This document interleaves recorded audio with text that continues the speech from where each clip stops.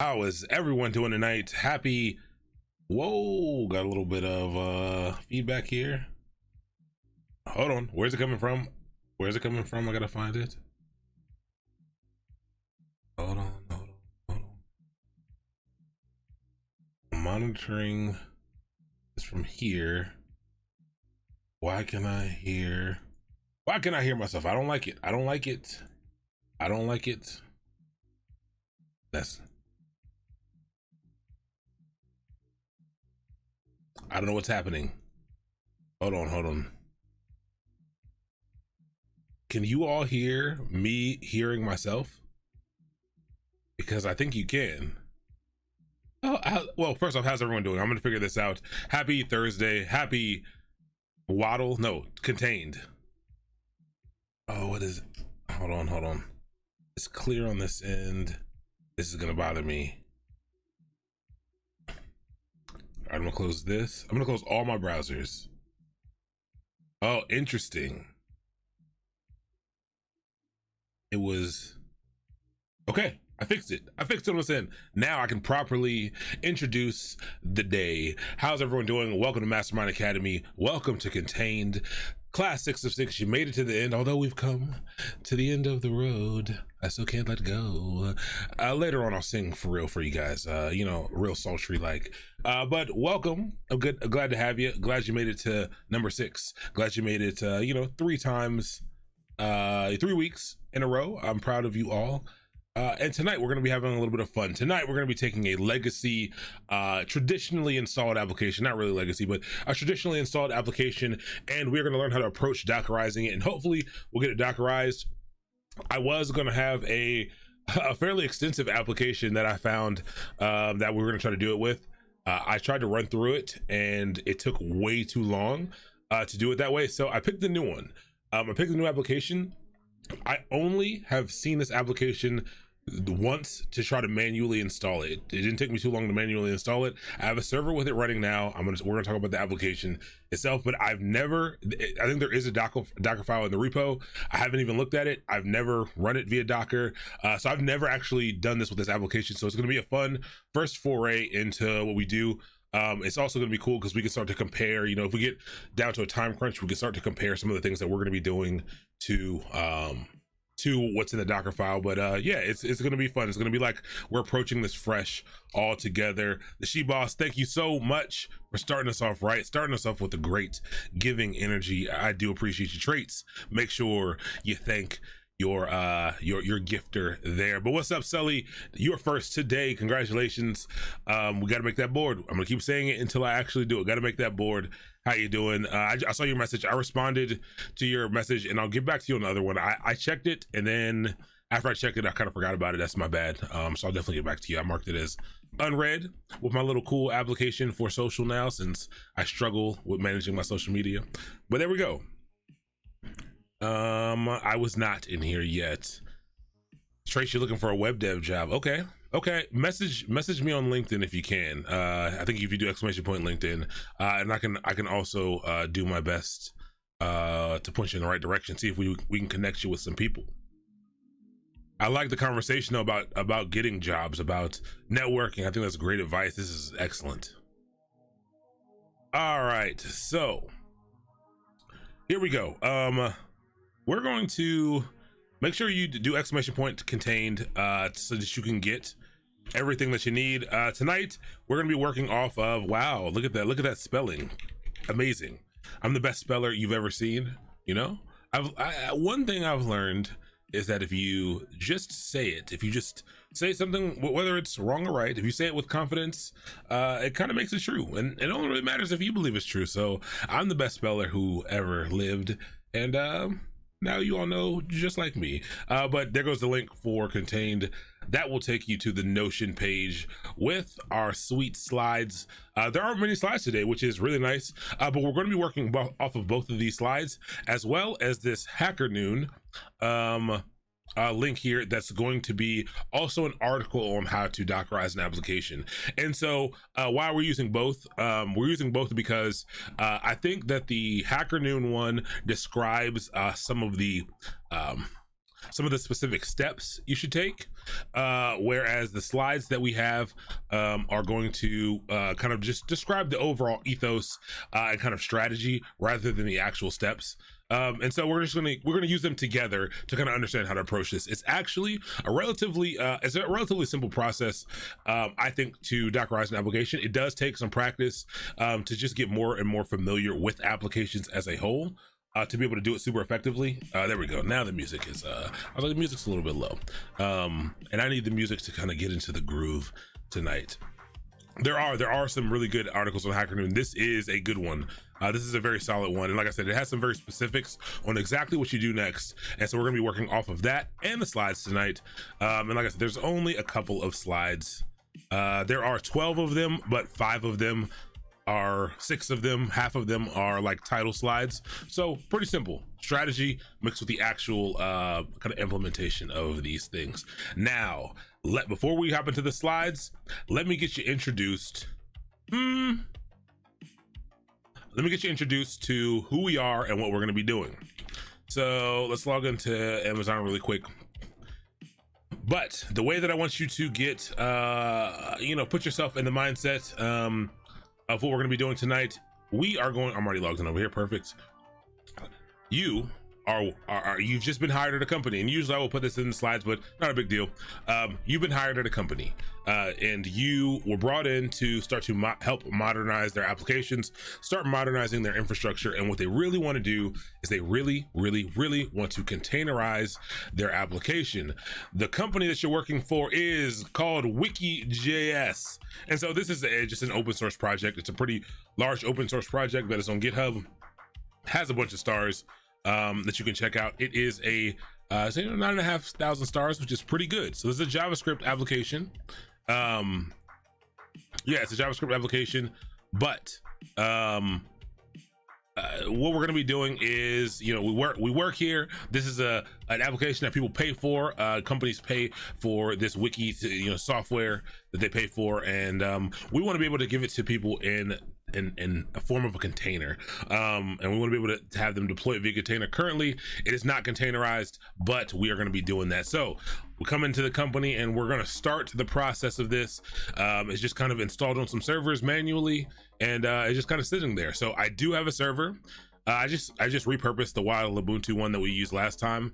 So I'll pass you all this address, this IP address, and I could have put Nginx in front of it, but it's on port 3000. So if you head over to http:// you head over to that, you'll actually be met with the application that is not up and running? Is this not the right IP address?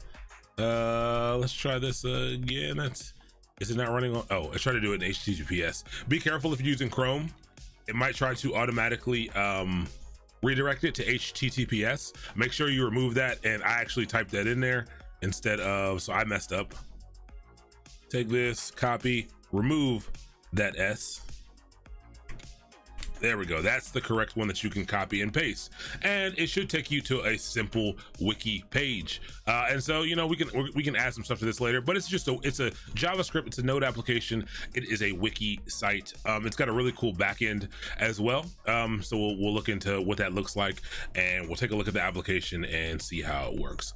But the goal, the goal that we have is to hop in and to take this application and be able to containerize it. Now, we don't know anything about this application, and so we're going to learn about the things that you need to do to kind of understand the steps you need to take and the strategy you need to have around doing this. So let us get started. We will start with all of the slides. We're going to knock out all the slides first and talk about it just a little bit, and then we'll hop over to here, and we probably won't do it in this order. We'll probably combine some of the steps with what we're learning over here in the slides.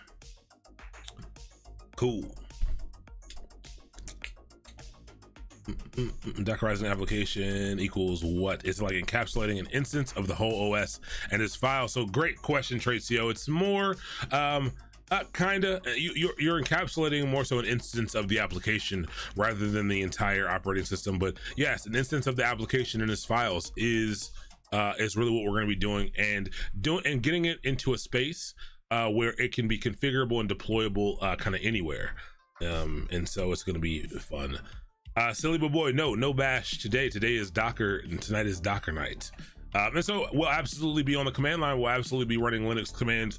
Anyone who's doing Waddle, you will learn a little bit. You'll learn a couple of new Linux commands tonight, probably. We'll see where this goes. Like I said, I have not Dockerized this application before. I have not even looked at the Docker file, but I do know how the application runs vaguely. So I have a little bit of an idea on. I think we should be able to get it done in the amount of time that we have. Okay, day 6 of 6. Contained Docker deep dive, day 6 of 6. Let's get going. Today's topics: what are we going to be doing? We're going to simply be analyzing and Dockerizing. That's it. Last day we made it. I love it, Sin City. All we're going to be doing today is analyzing and Dockerizing, and that is really the two words to describe the process of Dockerizing an application. So we're going to get started immediately and get going. Hold on, let me move this, get this out of here. Where to start? Where do we start? So the first thing we have to do, the very first thing we've got to learn about before we can Dockerize an application, is we need to analyze the requirements. We need to understand what the application that we're going to be working with, what it needs to run, what dependencies it has. We're going to need to know all of the things that are required for it to do what it does. So we're going to find those things out. We don't need to know how to configure those things. We don't need to know how to use those things, but we need to know what it needs to run. So every application needs apps and tools to run. The first thing that we need to do is audit those things. So some of the things that you might want to look into are the operating system. What kind of operating system do I need to make this application run? Do I need Windows? Do I need Mac? Do I need, is Linux okay? Can I use any distribution of Linux? What are my requirements for the underlying operating system? And it's very important. This is very important. Why? Because we have Docker, which is, a Linux application, and it uses that Linux kernel. So these applications need to be compatible with Linux or Windows if you are using Windows containers instead, but you need to know the underlying operating system that's running this so that you can determine whether or not this application is even compatible to be run via a container, which it is. It most likely is. So that's the first thing. Second thing is the runtime, and this list is not exhaustive. These are just some of the main options you want to look at. There are a couple of other small options, but I think these are the main ones you want to know about. So operating system first, then runtime. What do I mean when I say runtime? What is what's the runtime? What's the application that's going to be processing your application that you want to run? Runtime is something like Go, something like JavaScript, Node.js, something like Ruby. What programming language, what programming frameworks are going to be processing your application to make it work? And yeah, you need to kind of understand that. You need to know what that things are going to be. And so making sure you understand that, as well as some of the dependencies in there, but really the runtime. The third one is applications. And so this is really, what falls into here is really the applications, the libraries, the binaries that are needed to make it work. So you have your operating system, you have your runtime, which is kind of your main kind of processing language, interpreter, or compiled language that you need to run the thing that you need to run. And then applications is any external things that you might need to do, any packages you might need to get installed aside from the runtime, whether that be an entire different application like a database. Well, that can kind of fall into tools and services, but just whatever tools and libraries and things are also needed to run this application. You need to find out if there's an easy way to install these things, where you can find this information at. A lot of programming languages, the ways you develop software, there's usually a way to find out pretty easily, at least application and runtime dependencies you can find kind of in the code usually. And we'll look at something like that tonight. But for some of the other things, hopefully there's documentation from your hopefully there's documentation on how to get this thing installed by hand at your company. That's not always the case. there are a number of ways to kind of figure out how to do that, but we're not going to be talking about that tonight. We're going to go in with assumption that at the very least your company has provided you with instructions on how to manually install this thing, and we do have those instructions tonight. After that, we have the communications protocol. So how does this application communicate with users?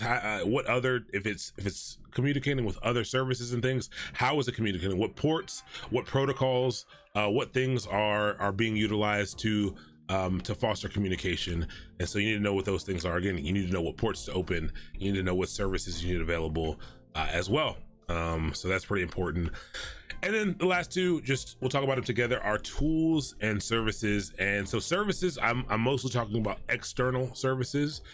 So although your application may be kind of you may be containerizing the application itself, it may still need an outside service, again, like a database, or something you pay for, some kind of software as a service that you may need to connect to or utilize to ensure functionality.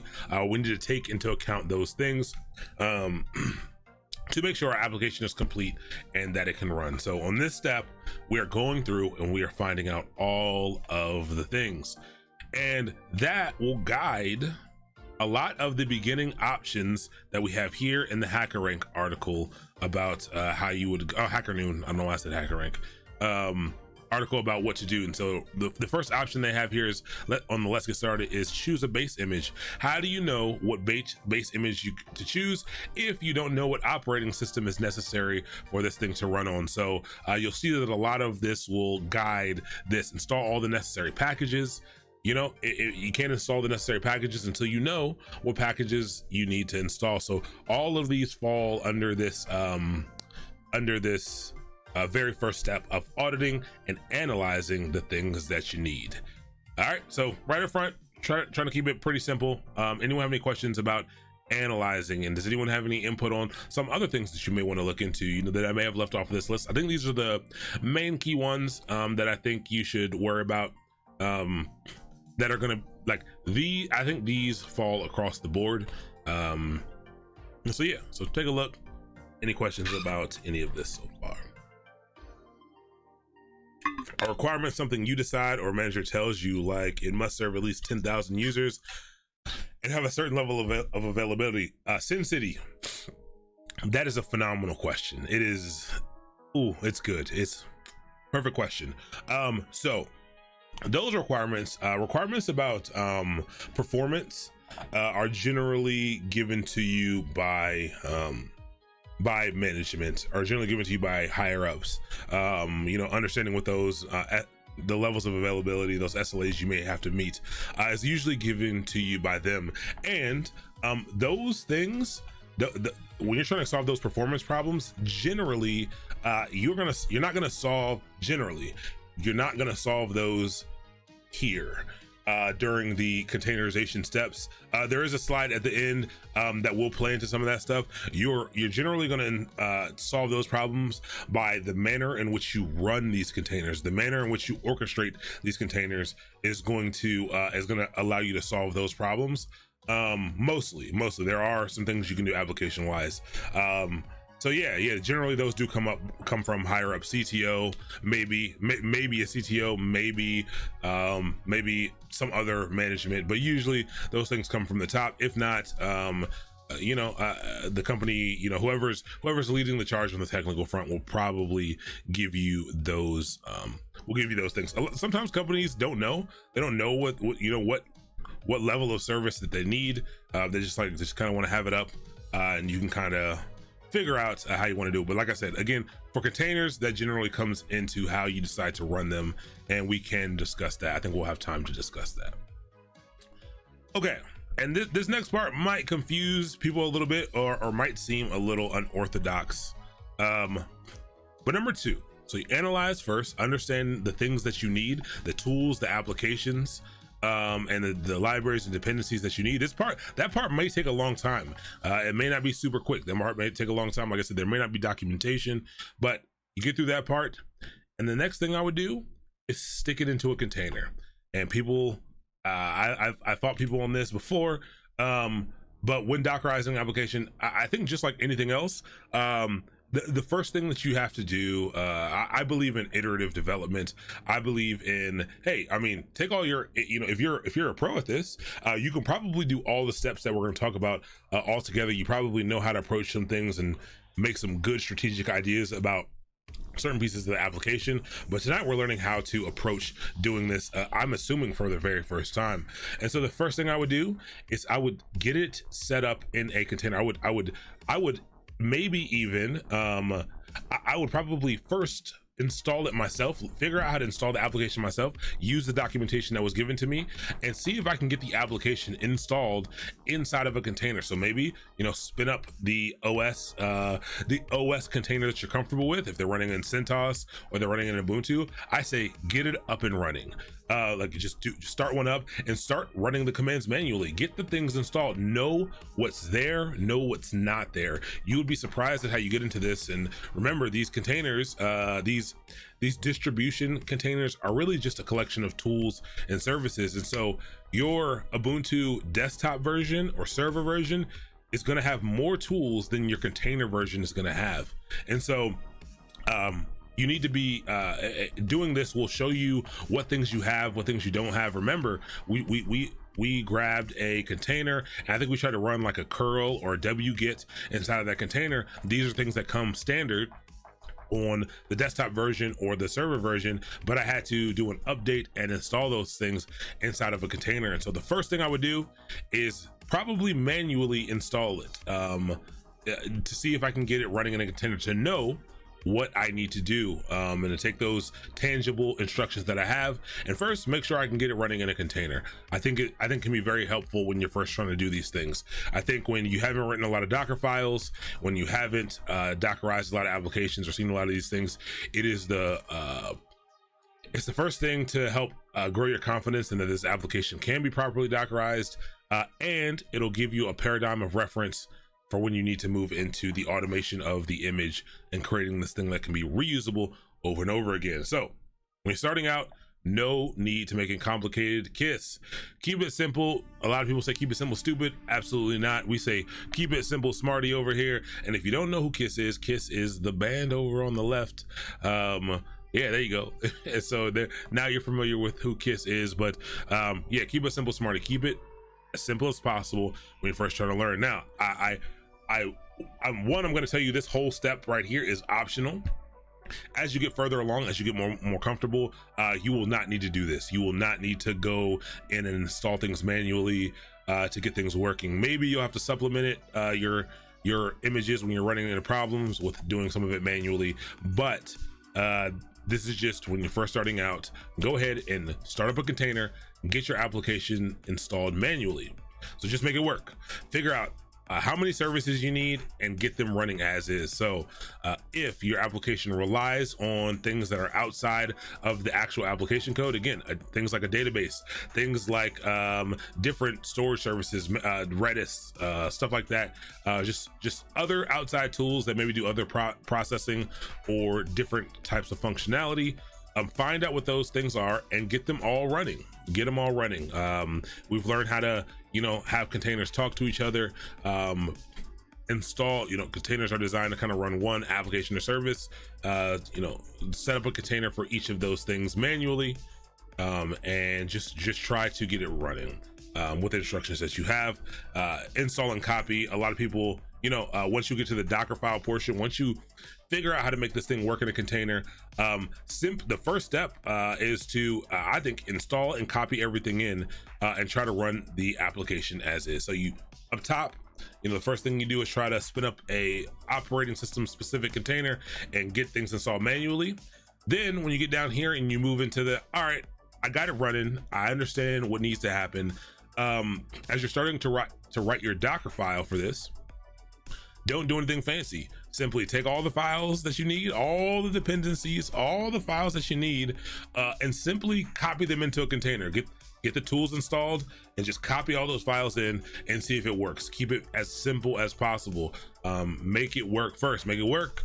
Make it right. Make it fast. I've heard lots of arguments on switching up those last two very often. I think they both have their merits depending on the application, but make it work first. First thing, make it work. Keep it simple. Okay, so you've analyzed all of the data. After you've analyzed all of the data, you've taken the instructions that you've been given and you've installed it by hand inside of a container. You have it installed manually inside of a container.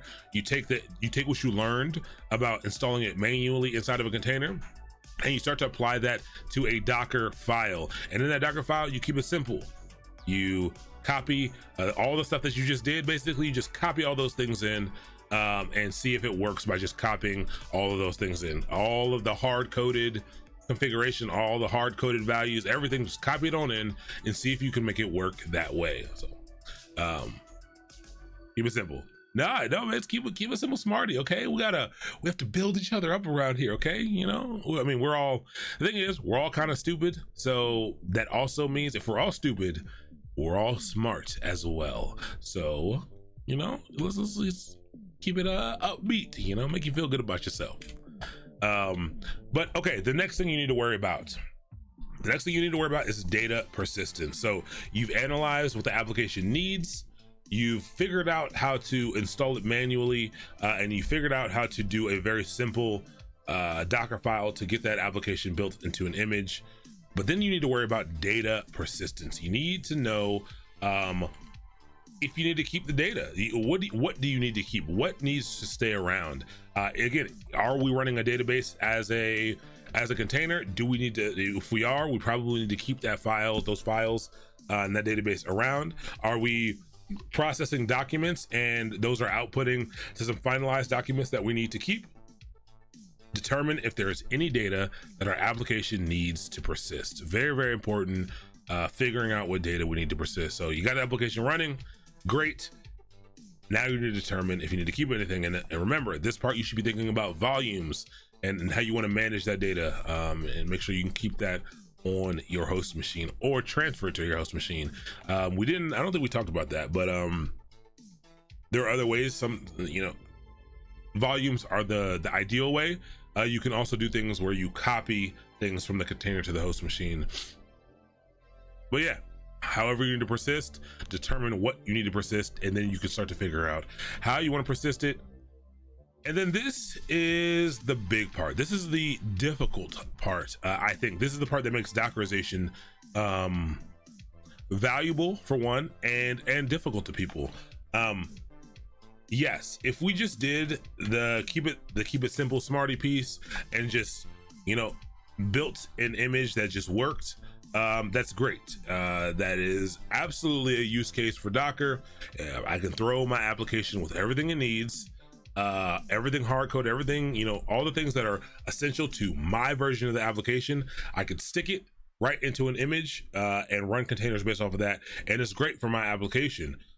But the great thing about Docker is you should be able to give this to anybody else, and your application, anybody else, and they should be able to set it up for either their own use case or run your application. And that just may not be the case if you were to do something like that. So you need to identify opportunities for configuration. So you need to figure out places where there's places to have some dynamic configuration so that other people can use the application that you're using, or you can reuse your application in different environments, in different spaces. So configuration is king or queen. Had to keep the C there. You know, I couldn't tell if king with a C was better or queen with a C was better. I think queen with a C is better. It's definitely sing or sween, but I don't know, maybe it might be queen, it might be sing or queen, but you know, configuration is king or queen. Containers are most useful when they can be used in many different systems and environments. Identifying configuration opportunities at runtime are really the protein and potatoes of good containerization. I didn't say meat and potatoes. You know, I was informed that everyone's not a meat eater. I get it. You know, I understand. So protein and potatoes of a good containerization. Finding out where you can set these things up. And you might say, oh, what kinds of things do I need to configure? Think connection strings. Again, databases specifically, and we're going to be working with the database tonight. When you want your application to connect to a database, say we're doing WordPress. For WordPress to work, You have to set up a file. There's a configuration file. Everything in Linux, everything in Unix is a file. So to set up an application, to configure application, you usually have to find a file or a number of files, and usually there's some type of key value options. And so somewhere in that file is usually saying, hey, here's a space that determines connection information for the database. And I need a couple different things. I need a URL for the database, or an IP address for the database. I need a username for the database. I need a password for the database. I need a port for the database, and I need a name for the actual a table or database, the database that I'm actually going to be using. And so these things can be changed. So if I need to configure what that URL is, and maybe I have multiple environments. Maybe I have a staging environment and a development environment and a production environment. And all of those things connect to different databases. And so if I build a container with all the things, all the configuration pointed at the production environment, how am I going to be able to use the other two? How am I going to be able to do any development? And this is where, again, that configuration comes in, where you can set up cool ways for these options to be set when the container starts. And we're going to talk heavily about how to do that tonight. Hopefully, I mean, yes, we are. We should be successful. Again, I haven't looked at this. Different applications require different levels of configuration and how you approach them, depending on, if they're using, how they're configuring things, but it's okay. We're going to have fun with that. So configuration is pretty important, and I think this is where things get really fun. And configuration happens through a number of things. Environment variables is one big way that you can configure things, that people set up to configure things, and a combination of environment variables and scripts. So init scripts, entry point scripts. We'll look at a few tonight and show you how people are doing runtime configuration this way. Optimization is the last step here, and optimization can include a number of things. Make that container as small as possible. Is the first one, is generally the first piece of optimization you're going to do generally. Moving around, well, actually, let me change the word here. This is my bad for using incorrect terminology. Am I in the wrong? Hold on. Let me open up one that's editable.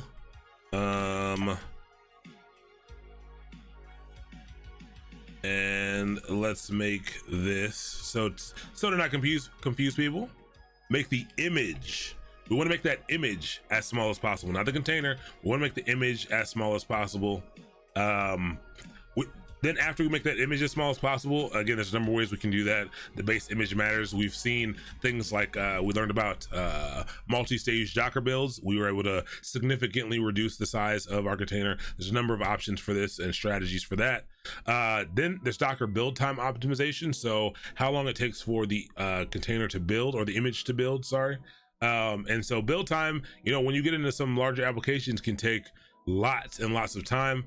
Some of the applications that we have take at the place that I work at take 8 to 10 minutes to properly do everything they need to do. So it can take a little while. It can be a little time consuming, and so you want to use some of the strategies that we've learned.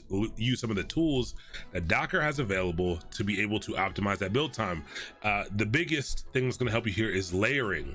And using those cache layers. Remember, every time you add a new command statement, it's going to initialize a brand new layer, and making sure you put things that don't change often or aren't really going to change on the same lines, run it all together in the same command, really does help you with optimizing this and moving certain commands to certain places. Like there's some good stuff for optimization.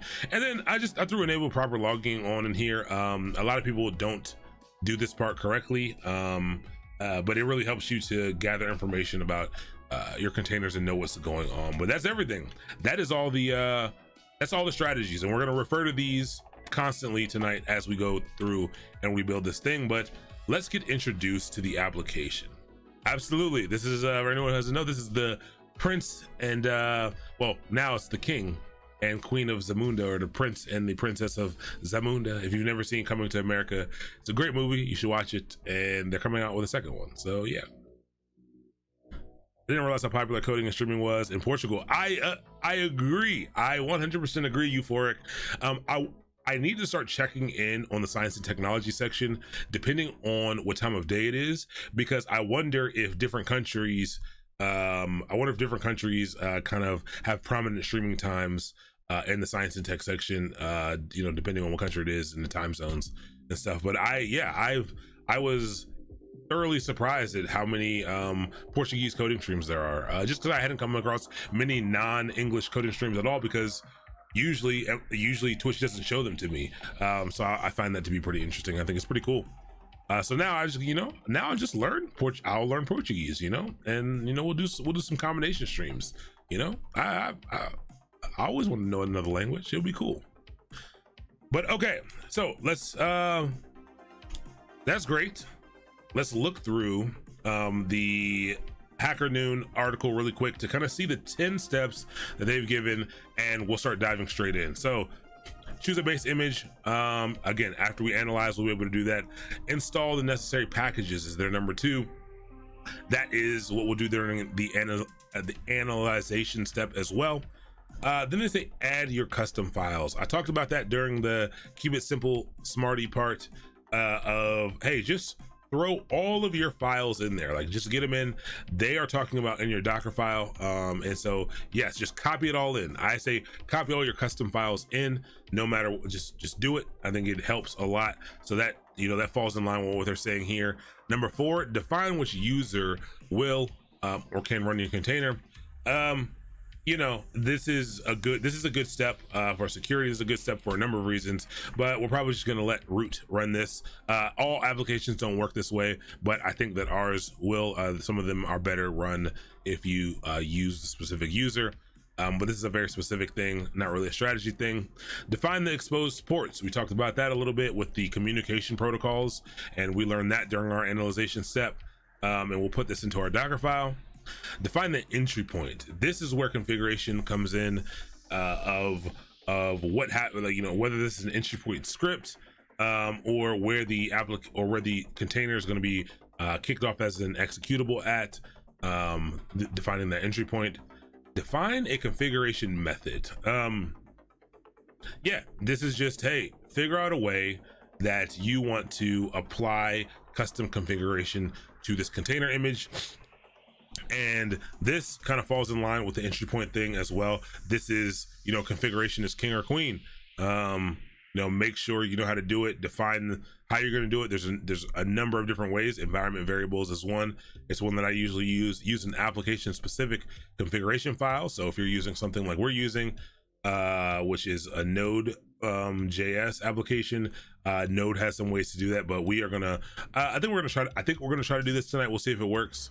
If you think it's not modern or recommended approach, remember this is part of the 12-factor app. 12-factor app is a pretty cool thing you should check out. 12-factor app is cool. We're not going to go into it at all, but it will help you if you're trying to build microservices, which Docker is really good for. Externalize your data. This is the persisting data piece that we talked about, and making sure anything that needs to be saved is saved. The golden rule is do not save any persistent data inside of the container. Absolutely do not do that. Get it out to the host machine. And number 9, make sure you handle the logs as well. I threw logs on there as well. I didn't even know this was in here. Make sure you handle the logs. And what's number 10? Rotate logs and any other append files, append only files. And so this is just kind of more of that optimization a little bit with log. Interesting. That's an interesting last step. But yeah, that's cool. I think it's a pretty good article. And let's get started. Let's get introduced to this application. So I'm gonna get logged in. Where is the IP address for this? And let's make this a little larger so everyone can see. And why is my screen like, oh no, it's not. Make it a little larger, and we'll SSH -I waddle sh waddle.pem into Ubuntu at this IP address. Okay, so I'm logged in to this server. And like I said, before this, I went ahead and I manually set up this as it would be set up on a server. So again, imagine you're at a company, imagine you've been given access to their servers, you log into one to kind of check out what's going on, and the application is just running on the computer. But they have also provided you with a GitHub repo with the actual application itself. It is a software company. This is the main application, and they have provided you this GitHub repo. And again, we are using this wiki.js. Is this it? Yeah, is it? This wiki.js application. So you can go here and take a look. Like I said, in here, there actually are Docker files in here. Have not looked at them. We are not going to look at them at all. We're going to try to build this app as is. But for any type of application, there is, this installation page that we can look at. And so we have some, our company's wiki.js. So, it makes sense that we are using wiki.js for our information, and they give you this. And here are the instructions on how this thing was installed. So I'll log in, and I'm going to use the information that I see here to see if I can find where the application is and like take a look at it. So looks like they first downloaded a tarball, a tar.gz, and they extracted it. And they extracted it here to ./wiki. That's kind of a standard thing to do. So maybe this is in somewhere else, but it looks like they just downloaded a file, an archive, a compressed archive, and they unzipped it, or they extracted it into a directory. Looks like they have a configuration file. So rename the sample config to config.yaml. And so it looks like they went through and they did this, and then they edited a config file using nano, and then they did npm rebuild SQLite, and then they did node server. So already with the installation script that they gave us, we can start to see some of the things that are happening. We can start to see some of the things that we need. One of the things that we can see that we need is we need npm and we need node. So we need node.js, we need npm. This is an example for Linux, and so we're using containers. So when it just says Linux like this, you can generally use whatever thing you want. So if we run down our list here, maybe we can use Notion really quick to make, a little list of things that we have. So, application analyzation. We'll put that here, and we'll start to pick out some of the things that we need. So one of the things that we need is for our operating system. We say we need an OS. I'm just gonna put Linux over here, and maybe our choice. Actually, let me not make this. Let me make these bullet points. OS. It's gonna be Linux. All right, so we're gonna figure that thing out, and let's see if we can just answer some of the questions that we have here. So we need our OS, our runtime, application. So runtime is going to be, again, that the programming language or whatever that's going to be processing the application that we have. You can get that information from usually either the repo, either the repository. Let me copy this. Oops. And find out what it is. And usually it'll tell you down here that this is Vue JavaScript. So you see that looks good. Just a small amount of Go is in here, but it's JavaScript. It tells us that we need npm to run this and Node.js to run this. And it says it right here, built on Node.js. So Node.js is our runtime. You say, cool. All right. We probably learned this in our interview. Probably ask some questions, and Node.js is our runtime. So we can throw that in our list of things here. We can say our runtime is Node.js, and then you can start to put some other things. I'll put these under application. So let's make this a little bit bigger. Applications, and So applications are, again, those extra things that you need. I'm going to put npm here as an option, as something that we need, because npm stands for Node Package Manager, and we're going to need that to install the things that we're going to need. So we know at the very least we need npm.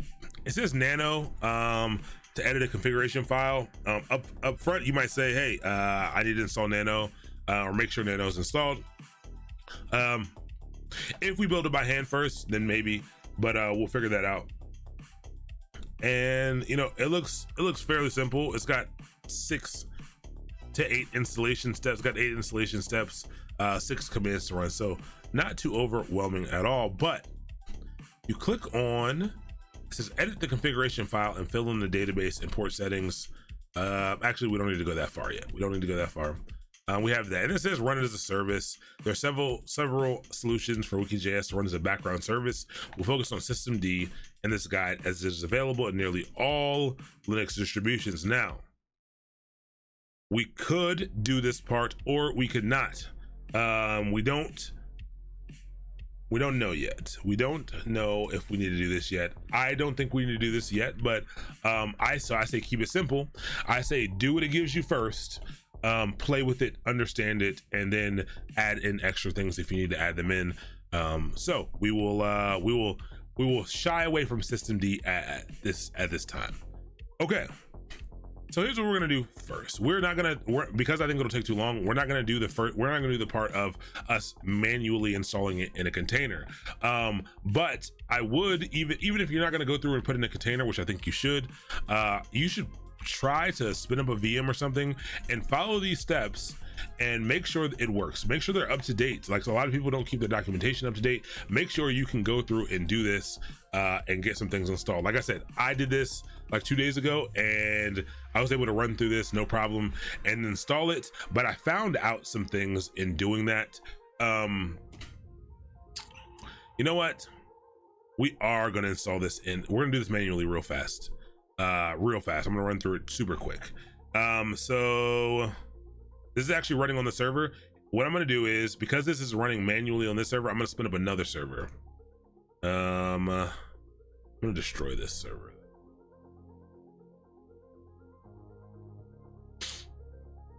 I'm gonna launch a new one.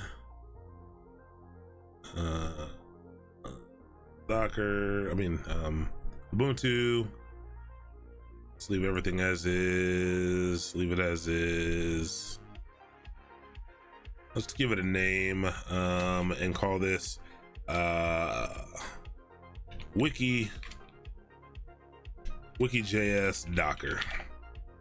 It's gonna be the name here. I'm gonna open up some ports right up front that I know we're gonna need. Maybe 3000 and maybe port 80 as well. Whoops. All right, so we'll start from a fresh server, but let's take a look around at this one. There's this Wiki.js directory here. So I'm gonna go into that directory, and it looks like we have some things in here. And this, if you clone the application, these are the things that you'll get. These are the things that you'll get, and there's some stuff that I've already done. Again, I followed those steps, and this is what you kind of get out of this. And so some ways you can confirm it's running. You know, if you took the Linux course at all, you can do some stuff like this. You can say, hey, let me make sure, you know, it is running, but maybe I can grab some information. I know that I need to run JavaScript. I know I need to run, the runtime I need is Node.js. And I could install Node.js, absolutely. And these are some of the things that you'll learn as you do it manually. And if you install Node.js, if you just install Node.js from the package manager in Ubuntu 18.04, it will give you Node.js version 8.12 or something like that, or 8.13, which is an older, I don't even think it's supported anymore, version of Node.js. The packages have not been updated for that version of Ubuntu to get a newer version by default. And so that is that's a tough thing to run into, and with that older version, that incompatible version of Node, the application actually will not run. But so you need to if I might say, all right, cool, well, I know this application is working on this machine, so let me do a little bit of a sleuthing, and I can say, all right, how do I find out which version of Node am I using? If you weren't sure, you could Google and say, hey, how do I find out what version of Node something a server is running? And the way I can do that is just node dash dash version, and it gives me the version that I have here. I believe this is the latest long-term support version, but now I know I can say, hey, I know that I need at least if this is running this, let me go ahead and make sure that I have this version of Node installed. And so we will copy this and let's put this in our Notion notepad, you know, greater than or equal to this. All right, so we know what version we have, which would be really nice. That gives us some good information about what we need to do. XXX back. XXX, good to have you. Thank you so much for the follow. What's up, Infernal Dev as well? Wavy Kid, DVA, Markera, how you doing? Got referred by Callo. Thank you so much, Cal. Callo's my boy. I appreciate that. I'm a DevOps info person as well, and I've been for years. I figured I'd stop by and say hello. Hello, I'm also a fellow DevOps and infrastructure person. That's why we're here learning a little bit about Docker and how to containerize existing applications, how to approach doing that. So dope, welcome to the channel. I'm glad to have you. Thanks for coming by to say hi. Made my day. Hard step is to install Node application behind the reverse proxy. Windblow, I'll make sure we have, so that's something we can do at the end.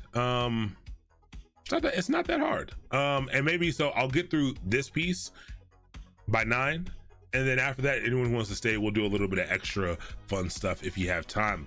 But so we know we need Node.js, at least of this version. Let's also find out maybe like what version of NPM as well. Because that sometimes that matters. 6.14.6. And so you just want to, again, I'm only doing this to grab as much information as we need. And so you're still trying to gather, you know, what else is needed.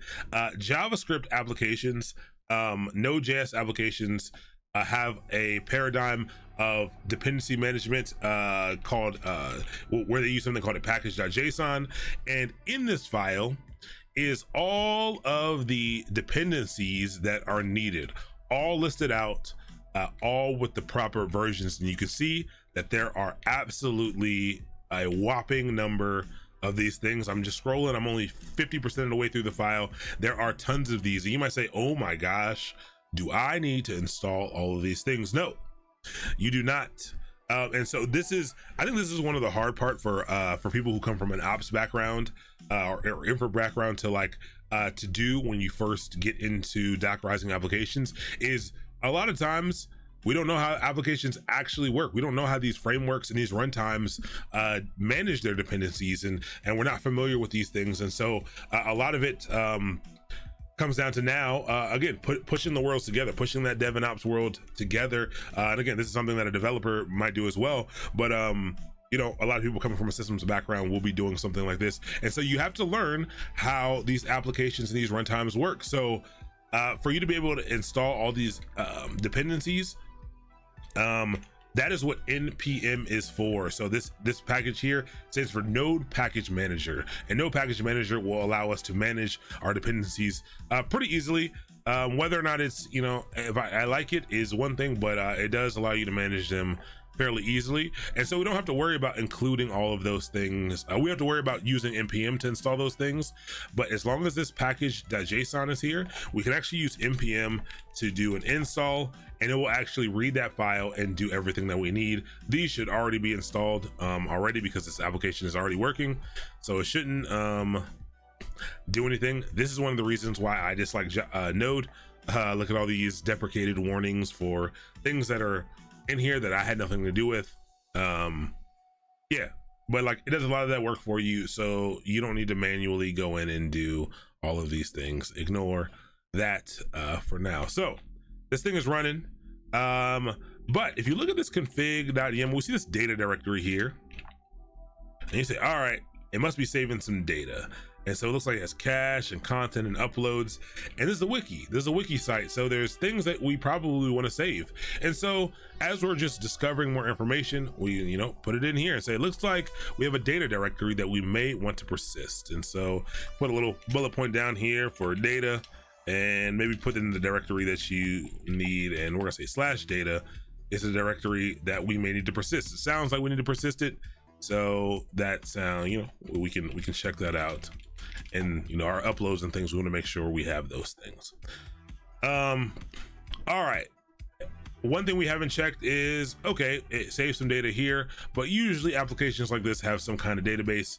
And you can see here, if you were reading when we went through the instructions, it says, hey, go ahead and edit the config file and fill in your database and port settings. So it sounds like we do have a database, and you say, all right, well, doesn't say anything else about a database in here. What database are we using? What's going on? And we can click in to this configuration and see some of the options. And so it looks like you can specify some type of port. And so it looks like a port is going to be set, and it looks like this might be the default. But the database here, it says Postgres is the recommended engine for best performance, features, and future compatibility. But look here, it has other options as well.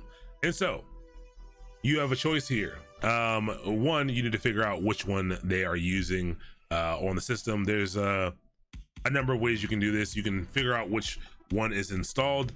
You can learn what the package name is for your distribution and figure out which one is installed. I use Postgres here. I am also very lazy because I've set up Postgres a million times. And surprisingly, MySQL, although also cumbersome, has a simpler setup. And so I didn't really feel like setting up Postgres manually, which it's not that hard, but because Postgres, the database in this case, doesn't really do anything but be the data store, there's no major configuration of it at all. I'm actually running this already via a container on the old server. We're not on the, no, this is the right server. So Docker PS. It's actually running as a container. I was going to do it manually, but it just doesn't really matter for this use case. And so I didn't have to Dockerize anything. Like Postgres already runs the Docker container. We're going to figure out how to do the configuration of that, but it does in fact have a database. So let's throw that here as well. So we also need Postgres, and we can do a sudo docker images to see what version we're running, and it's just the latest Postgres. So we can just put Postgres latest. So we do need a database as well. And we can also probably put in here node packages, package.json. And so sometimes when you are gathering information like this, you may not know that sometimes the applications that you're seeing that need to be run also require a number of dependencies. And so you may end up with this giant dependency tree of maybe Postgres needs 3 other tools or things to run that don't exist currently on the system. But just something to be aware of as you're kind of building, doing your audit and building out some of that information. But for the most part, I think we have a lot of the stuff that we're going to need. Let's take a look back at the slides real quick. Communication protocols. Communication protocols. We saw that node applications, it told us it's going to run communication over port 3000. What else did it say? So it talked about port 3000. As the kind of default port, usually 80 for standalone server. It's directly accessible for 3000. So 3000. Postgres operates over port 5432. So that is something we're gonna have to worry about as well.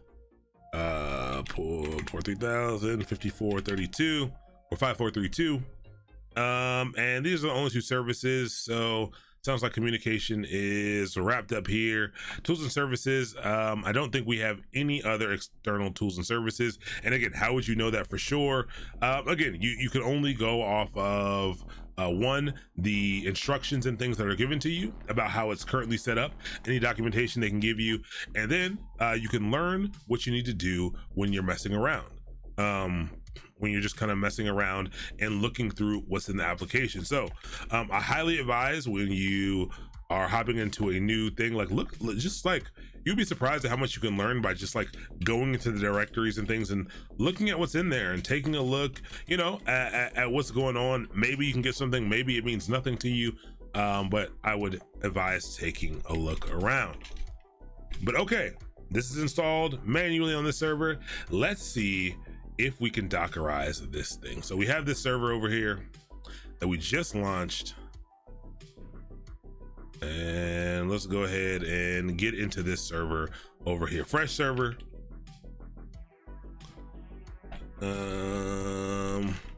Make this larger. Ubuntu at. Oh, tonight's not Waddle. Tonight is did I not change the did I not change tonight's topic? I know I did that last time. Let's see.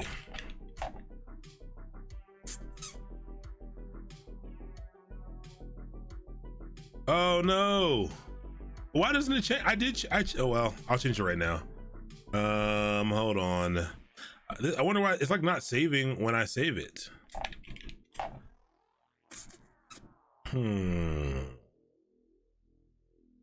That's this is actually gonna bother me now, because it's like the third time this has happened. But and I can hear myself and it's weird. How do I change this? All right, let's change this to contained. It's not foundations in Linux tonight. It is Docker deep dive. Part 6 of 6, and we want to do contained, not Waddle. And tonight's not a bash scripting lab. Tonight is Dockerizing traditional legacy applications. All right, but this changed. This is weird, man. This is so weird. This is so weird, but okay, whatever. Title's updated. Sorry for anyone who came in for a little bit of Waddle. We are not waddling tonight. We finished up Waddle yesterday, and a little bit of Inception here. We're not waddling. We are simply, not simply, we are doing some Docker stuff. Okay, so here we go. Brand new server. What do you do when you get a new server? First, you update it. What's up, Nor? How you doing tonight? And after we update it, then we're going to upgrade it. We're not gonna upgrade it. That might take a little bit of time, but we're gonna get Docker installed. I'm gonna do it the easy way, by doing sudo apt install docker.io, I think. First, you plug it into an electric outlet. Yes, that is true. That is absolutely the first thing you do. Plug it into electric outlet, and then there's like 90 steps in between there. But once you get it up and running, then you give it an update. You get everything installed, then you give it an update. All right, so now theoretically we have Docker installed, and look at that. I'm going to sudo root because I don't want to keep typing in sudo, and make it a little bit bigger. And all we have here is nothing, which makes sense. No images, no nothing. Completely free. Completely free and clear. Day 5 on my deep dive of app mesh stuff and Istio. I would love to know how that is going. I really would love to know how that's going. Again, I've given you guys a little bit of my grief on app mesh stuff. Okay, so now this is going to be, imagine this is, you know, we have everything running on the other server, and they've given us a new fresh development server for us to start working on and see if we can get this thing nice and going well. And I might do the development of this in VS Code for you so that there's some colors, but we'll see what happens. We'll see what happens here. First thing we're gonna do is let's go ahead and let's make a little application here for this to start doing work is. I'll make a little workspace and I'll just call it wiki. I'll call it wiki.js, and I'm gonna go into wiki.js. All right, and then we're going to be creating a Docker file, so I'm simply going to vim a Docker file. And this is vanilla vim. I don't have all my cool stuff in here, but we can start from here. Now, one of the first things we can do is take a look at some of the things that we audited, and we can use any Linux. And again, we're most familiar with Ubuntu over here, just on this channel, not me in particular, but on this channel. So we'll take that. We'll start with Ubuntu because I think that's safe. It just said Linux, and so we're just gonna assume that this can work this way. You might hit or miss here, but we're gonna try it with Ubuntu. And we'll start there. So how do you do that? What do you start with for this? Capital from, ooh, and we get a little bit of color from a stock Vim installation. This is nice. And we're gonna do from Ubuntu, and I'm gonna do latest. I don't know what version is the latest. We can go look at the Docker Hub, and we're gonna say from Ubuntu latest, and that is going to be our base image. And what we're gonna do is we're going to try to just simply translate the instructions that are in the installation file into a workable Docker file. So let's just start right there. That's all we got to do, and let's just start right there. And so let's put this to the left, and let's grab grab this. Nope, not this one. We need woo. Allergies, not the Rona. Don't tell on me. That was just a little sneeze, sneezy sneeze. All right, here we go. Let's move this one over, and that's, yeah. So let's just take the commands they've given us and see if we can do this. And so these are all just Linux commands, and we learned that to run Linux commands, you can simply, if you'd like, you can simply do a run command for those things. Okay, but we could get fancy and use some other things. Remember, there are some other commands like add and copy, and one of them, add, will allow you to actually add something from a URL. But let's simply just use the commands that they've given us, and we're gonna do run, and we're gonna paste in this first command. Okay, and we'll do all of these, and we'll do run mkdir make dir wiki. Let's do another one, run, and we'll just copy and paste. And so I'll talk about these Linux commands for anyone new here, or new to Linux, not new here, but new to Linux, on what's happening. This wget command is simply downloading a file from the internet. It is getting this tar file, this, like, imagine like a zip file from the internet. This command is making a directory. It's making a folder on the computer. This one is oh, I left off the tar. This one right here is unzipping that zip file. It's extracting that tar file into this wiki directory. Then it's moving into this wiki directory. So instead of cd, we're gonna we're gonna use what we have available to us. We're gonna set the work dir, and we're gonna say /wiki. Okay, let's actually set a work dir up here as well. And let's make this a /app. So everything will start as /app, and everything will go in there. So from /app, we'll go into work dir /wiki. So that's really this command right here. Then it says rename the sample config file to config.yaml. And so we'll go ahead and run that as well.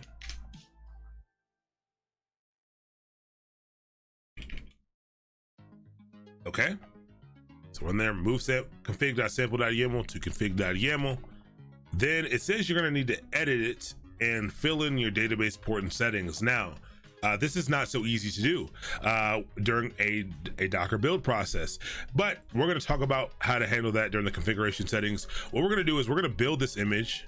We're gonna simply build this image, and we will finish this one off manually. There's gonna be some things we have to do manually, but we're gonna get it running, and we're gonna build it. We're gonna figure it out manually, part of it manually. So it says we're gonna, after you move this, you got to go ahead and edit this file. So we'll build this and then we'll manually edit it. And then at the very end, we need to run node server. So let's go ahead and try to start up a CMD, and the first entry is gonna be node. The second one's gonna be server. Now, this will probably fail. Most likely the first time you put together these things, if you brute force it like this, it was probably going to fail. And again, this is where it comes in to we will learn a lot by logging into the container and trying to find where you're missing things, what's happening, and so we will do exactly that. So all we've done is basically grabbed everything that's over here and tried to stick it into a Docker file in a way that we could run it. So that's all we have. So we have this Docker file here, and I'm going to go ahead and I'm going to save it right now. So cool, got all that in there, and go ahead and build it. So we're gonna run a Docker build -t. I'll give it a name. I'll give it the name of Wikitest. A Wikitest, and from right here, and let's go ahead and try to build it, and it's gonna go through and do what it does. And this is again why I let you know to, hey, you should probably try to install this manually, because you'll start to learn these things about Docker containers. One of the problems that we're running into right now during this build that it failed is wget. The command wget is not found. So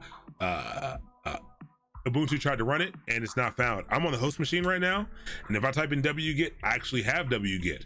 But again, this is a container, and it doesn't have all of the apps and things that we should be familiar with. Yes, I could try to use curl, but I actually think curl's not available either. I know that's interesting. I'm pretty sure curl is not available either by default in Ubuntu Docker containers, which is really weird, but I do not think it's available. So let's start to do the things that are necessary. So if you need to get an application, if we want to run a wget command, maybe we should install it. And you might do something like this. And because of time, I'm gonna jump ahead a little bit, but we might do something like app install wget. And if you went to run this again, it would say, it will give you another error, and it would say, hey, wget is not a package that I know of. That's not a thing that I can install for you. And you might say, okay, the same thing would happen if we did curl. And why is that? It's because first we need to do an update. And so we'll leave this up here. Apt install, apt update. Apt update is what we will need to do. An apt update first, and then we can install wget. So we'll update the app, we'll update all of the mirrors and things, all of the repositories, and then we will install wget, and then we will use wget. Now, I know everyone watching, I know you guys are all knowledgeable. I know this is not a way to do it. We're learning from the very basics on how you might approach this, and then we'll clean it up during the optimization step. So we'll save it, and we'll simply go ahead and we'll try to rebuild this, and we'll let it go, and we'll see if that works. If it were a new project, I would try it. I already like Rancher. Let's try compile Go containers with no host OS. Yep, really nice. We did that with the multi-stage build containers. Not much benefit for web projects over S3 React. Yeah, ECS for Lambda.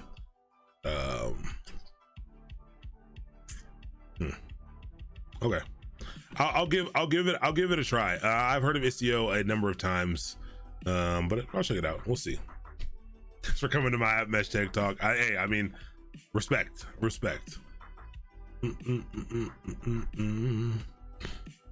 Okay, so we ran into another error, and this is where you're gonna start to. I wanted to show you all of these errors as we were hitting them, because this is why I highly encourage people to go ahead and install these things manually, because if you don't have a really kind of experienced Linux background, and you're still learning these things, this can be very confusing if you're trying to solve these problems through Docker. And your natural inclination is gonna be to start Googling these error codes with the word Docker in it, and you might not get the stuff back because these are Linux errors. These are not Docker errors, they're Linux errors. And so basically, we were basically asked if we wanted to install some things, and we weren't able to say yes or no, so it just aborted with a status code of 1.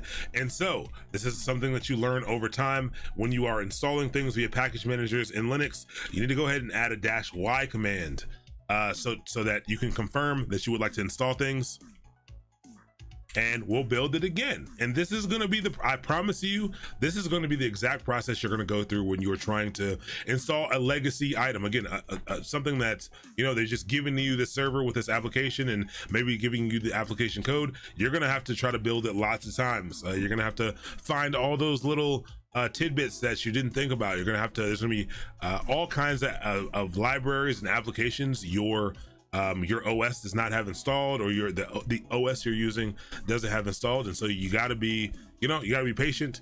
You got to be kind of good at Googling those errors and kind of understanding what's happening. The more Linux skills you have, the better that you'll be at it, because it is in fact just Linux. But this time it finished. This time it was able to successfully finish. That's great. It's exciting. But one thing that I want to do is, I know that this also, I could run this to see if it was going to work, but we already know it's not going to work. And the biggest reason, the first reason why we know it's not going to work is because there was a configuration option. It told us in the steps that we needed to edit a configuration file and put in our database information. Not only have we not done that, but we don't have a database. And so we want to use Postgres. And so we're containerizing everything, so we can go over to, let's close this. We can head straight over to hub.docker.com, and we can take a look. There is an official Postgres image that is popular, and it's got over 10 million downloads, and we can simply use this. Super cool. And you've already been told that this is just for a data store. Keeping things simple is great, but if you want to learn how to use something, we're looking through because we have to set up a couple of things in here. They actually tell us down here that we can extend this image using some environment variables. So this is kind of our first foray into some configuration.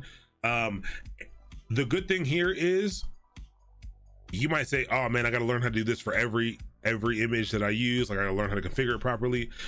No, not really. The configuration paradigms, once you kind of get a good handle on them, they exist across the board in all images. So when you get an image, you're generally going to know it has some ways for you to configure some default options, some custom options.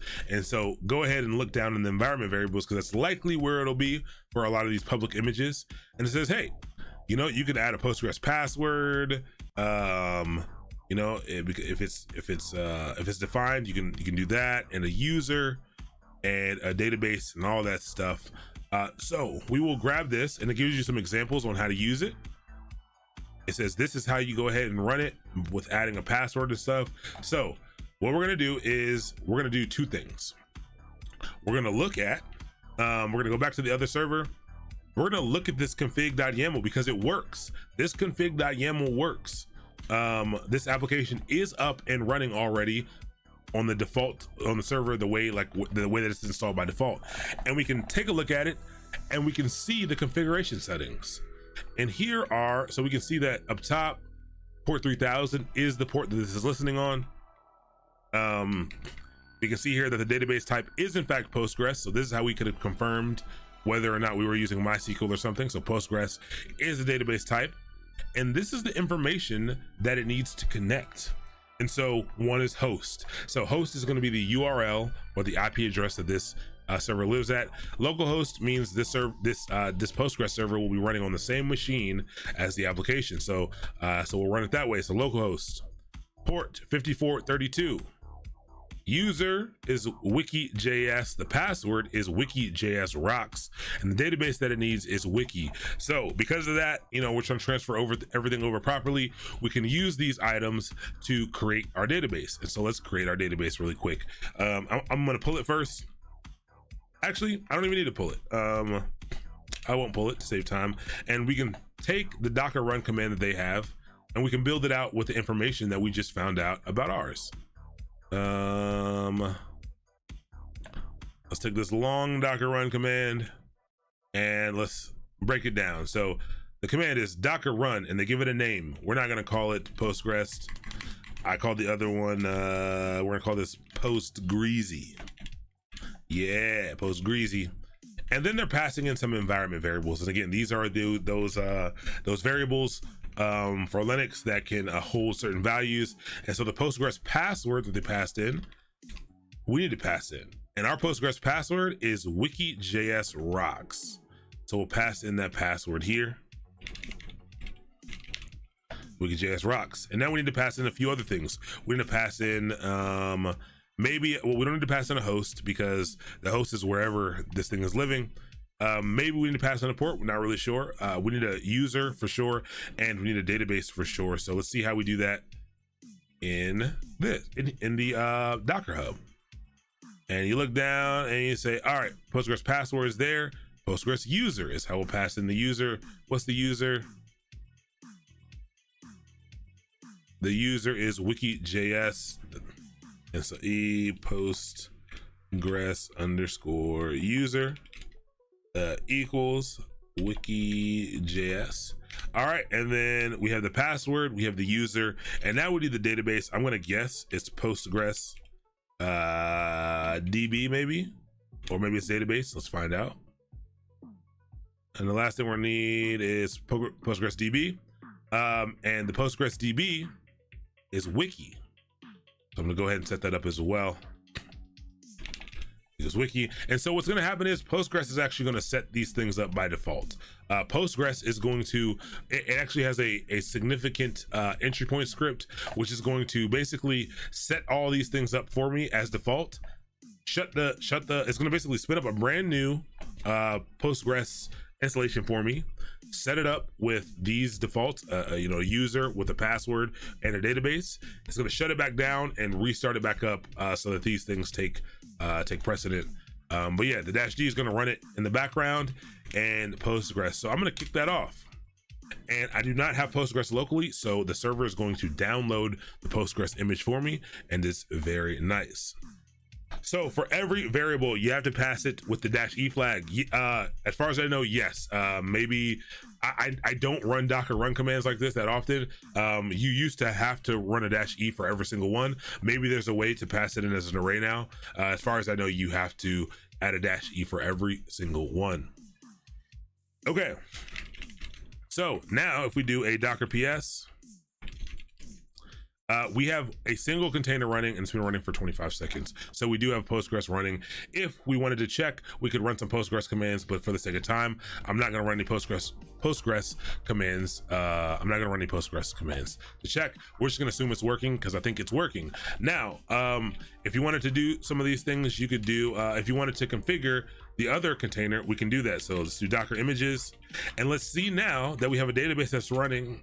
Let's see what happens. We know that we don't have, we know that we have not set up the configuration for it yet, but we can try it. So if we do a Docker run -itd, or maybe let's just do -d. What was it, wiki test? Yeah, wiki test.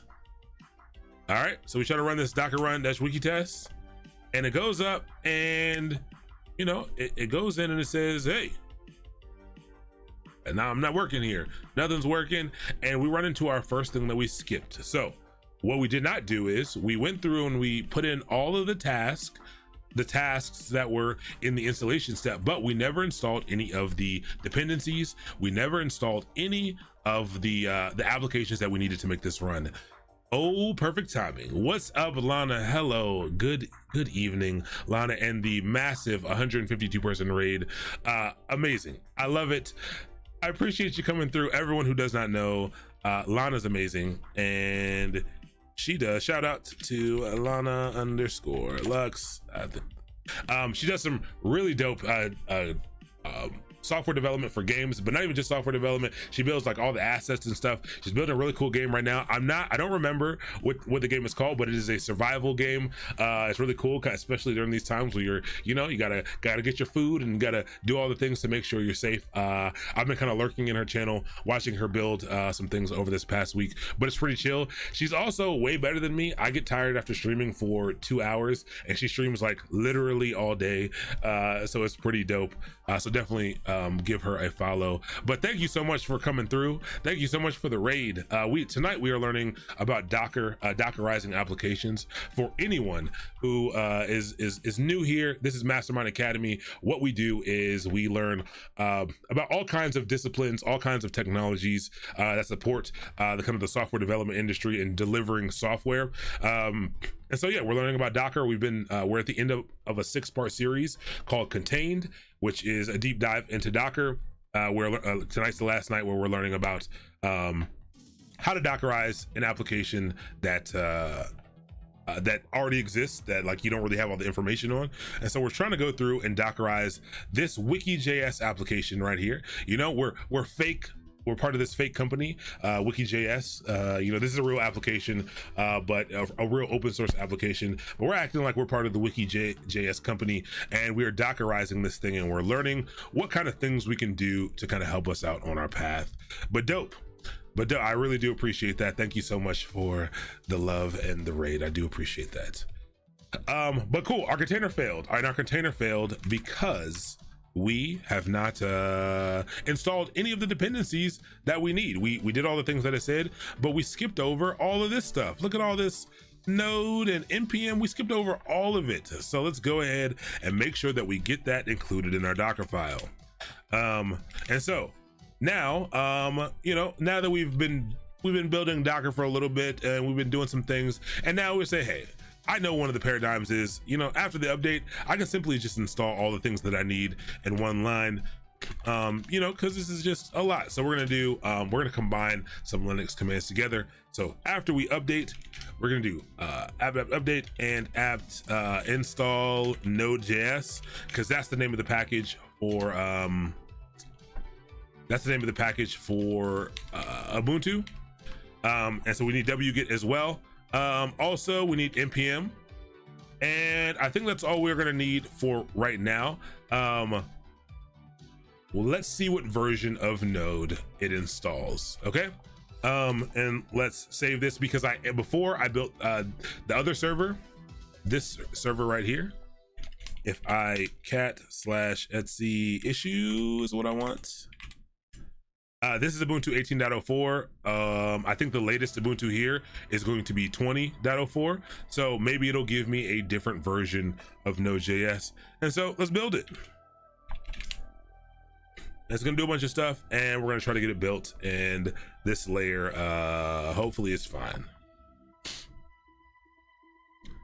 And we still added that -y, so everything's all good. Sorry for the late message. Absolutely no, it's excellent. Thank you for everyone that followed. I do appreciate it. I cannot keep up though, but no problem for the late raid message. Welcome, Mika.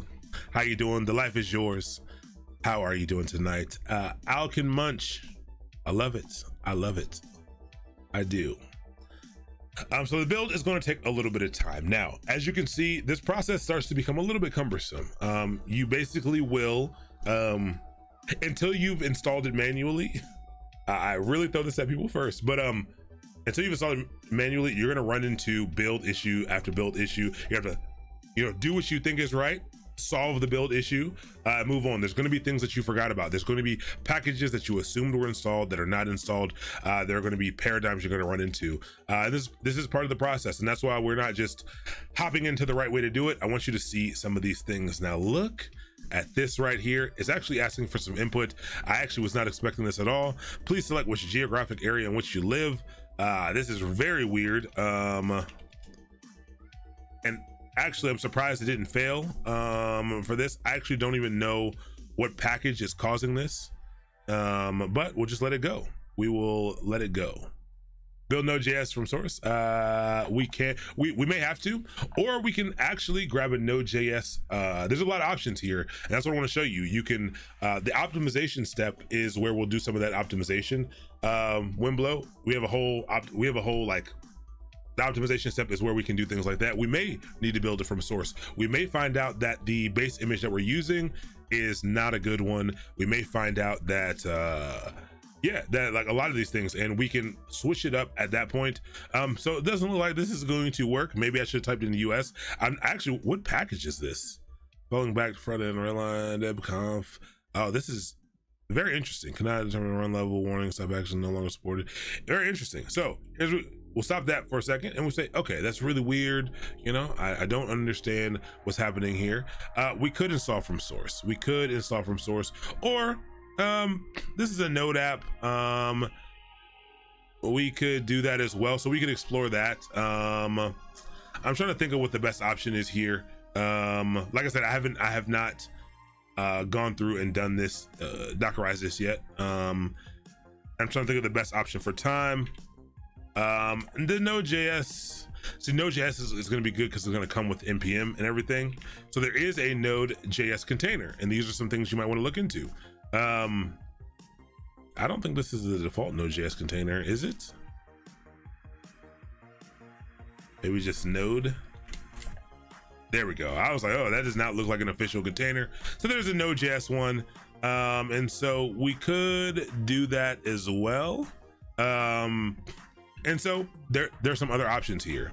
TZ data is your problem. Checking package quick. Google says it's not run interactive. Sure. Which is fine. And so you could also do that as well. So you could also say like TZ data, Docker. This is the first thing that comes up. I didn't even type in anything, and maybe somebody will tell you how to properly install it. Run Debian, one liner only, run Debian non-interactive app, get it, install TZ data. Interesting. Run Debian front end equals non-interactive. Okay, we could do this as well. We could 100% do this as well. Let's do it. Let's do it. You know, let's go down this line. I'm only worried that this is going to cause us to run into more issues, but let's have some fun. We have time. We'll get as far as we can, but we have time. We'll finish this out we'll finish this out for sure. But I wanted to get done with everything by 9. We'll see. So let's go ahead, and they've given us another option here to install this. And what I'll do is I'll actually run that. You know what I'll do? I'll actually do it like this. I'll run an update first. Because that part, we can cache that part. And I'll do another run here, and whoops. And I'll do this. I'm trying not to give you guys all the answers right now of all the fancy stuff when we're going to be doing some of the optimization. I'm trying not to. It's really hard. It's really hard not to. So we'll try to get TZ data installed first, and then we'll get the rest of the stuff installed. All right, so let's see if this builds. Let's see if it builds. Build, and let's let it go, and let's have a little bit of fun. Runtime image with Node.js. Good. You could, especially when you're used to optimization by default. It is. It really is. Like, I already hate that I have the amount of run commands that I have. But luckily, this is a pretty small. Like, this app doesn't have a ton of dependencies. It's actually, pretty tiny. So it's pretty helpful. But I wanted to kind of make the optimization section kind of the big bang piece. But we'll see what we get to. We'll definitely see what we get to. But whenever you do Docker builds like this, doesn't it feel cool? It looks like we're doing, if someone was just to drop into the stream right now, they'll be like, man, they're doing some fancy stuff over there, when all we're doing is installing some applications, and we're not even doing it. Apt is doing it. It is. It's so sexy. Look at it. It's just, and if I should make some typing noises, and people are like, oh man, look, he's hacking away, and yeah, I'm hacking, getting everybody. Yes, it's all about what it's all about what you look like. It's all about how people perceive you. That's what sometimes you think about the stupid things you used to do, and what's that? There's a site that's like fake hacker site where all you do is like type and it makes it look like you're doing some cool stuff. So like this one, and you start typing and it's like typing for you. And like, I used to do this all the time. Like I would like be in the library at school, like just typing stuff, doing nothing, literally doing absolutely nothing. And people would like, just so I would be like, oh, look at, everyone's gonna think I'm a hacker and everyone's gonna think I'm cool.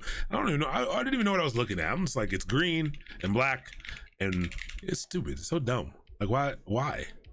Like it would be different if I was like 8 or 9, but I was like 16, you know, really trying to show people up, you know, didn't know anything. I didn't know nothing, you know?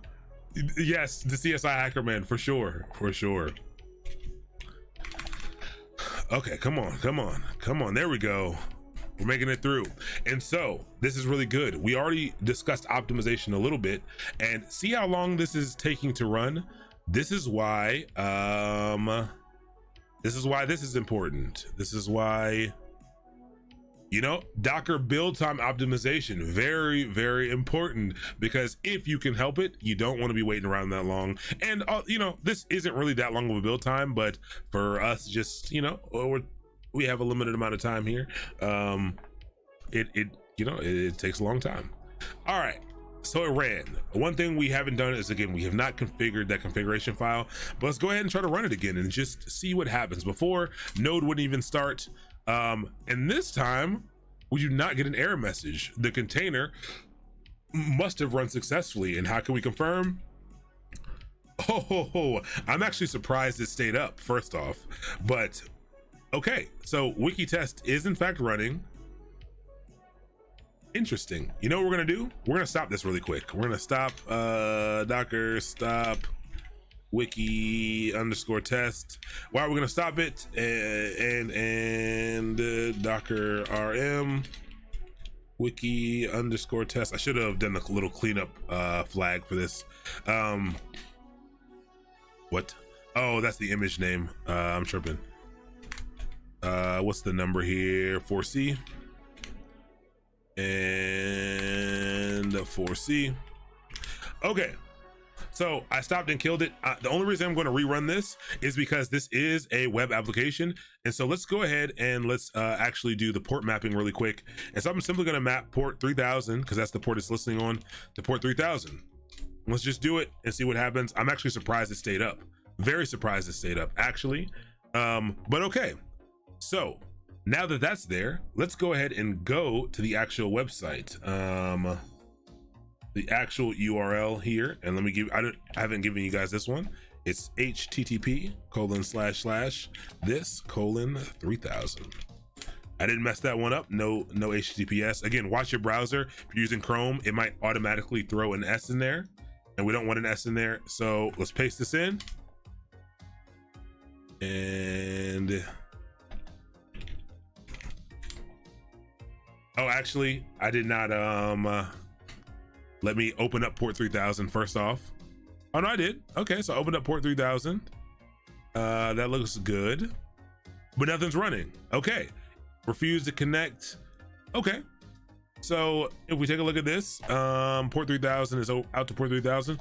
Looks like it should be accepting something, but it's not. What happens if I curl localhost 3000?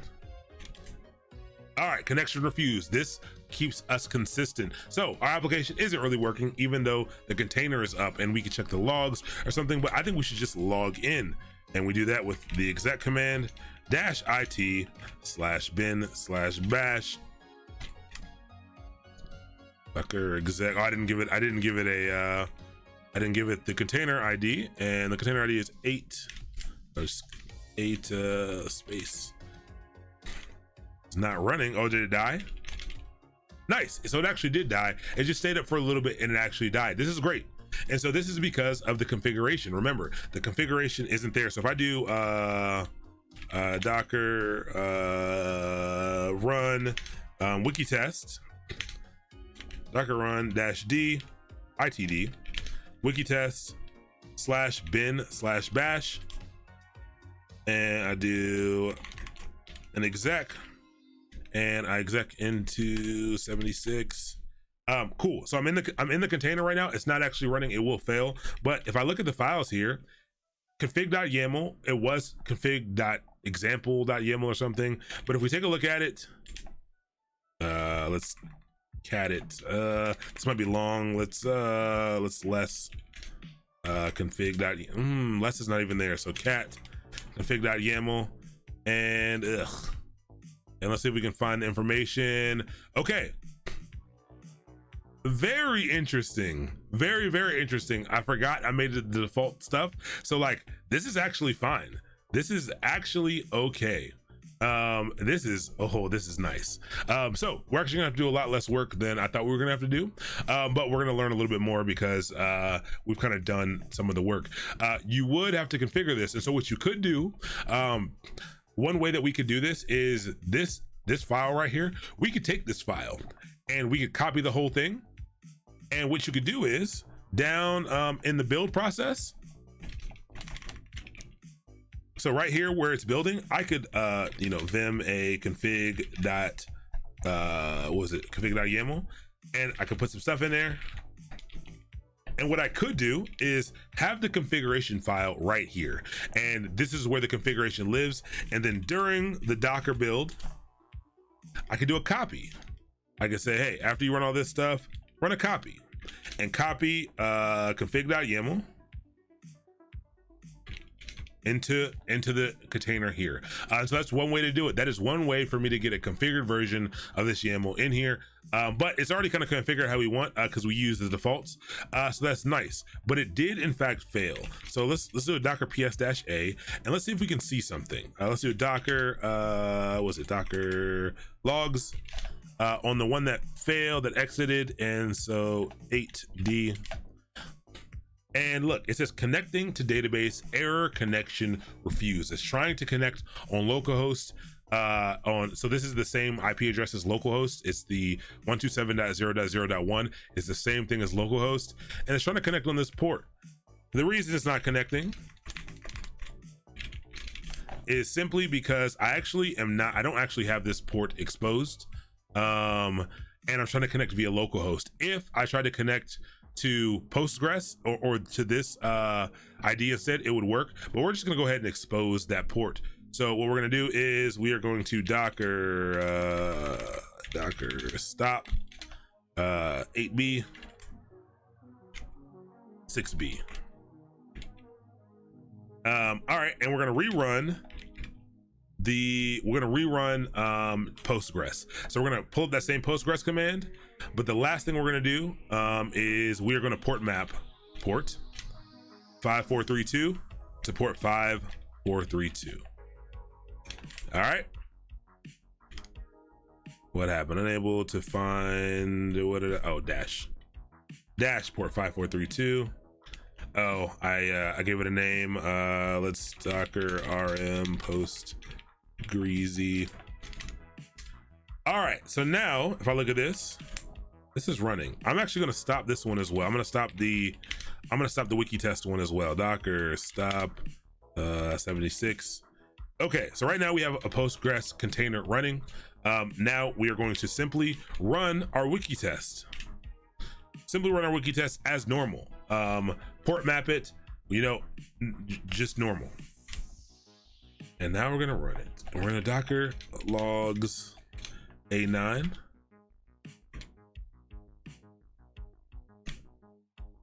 -f. Okay, so still refusing the connection. All right, so it's refusing at 127.0.0.1 over port 5432. So it's actually going to fail after 10 tries.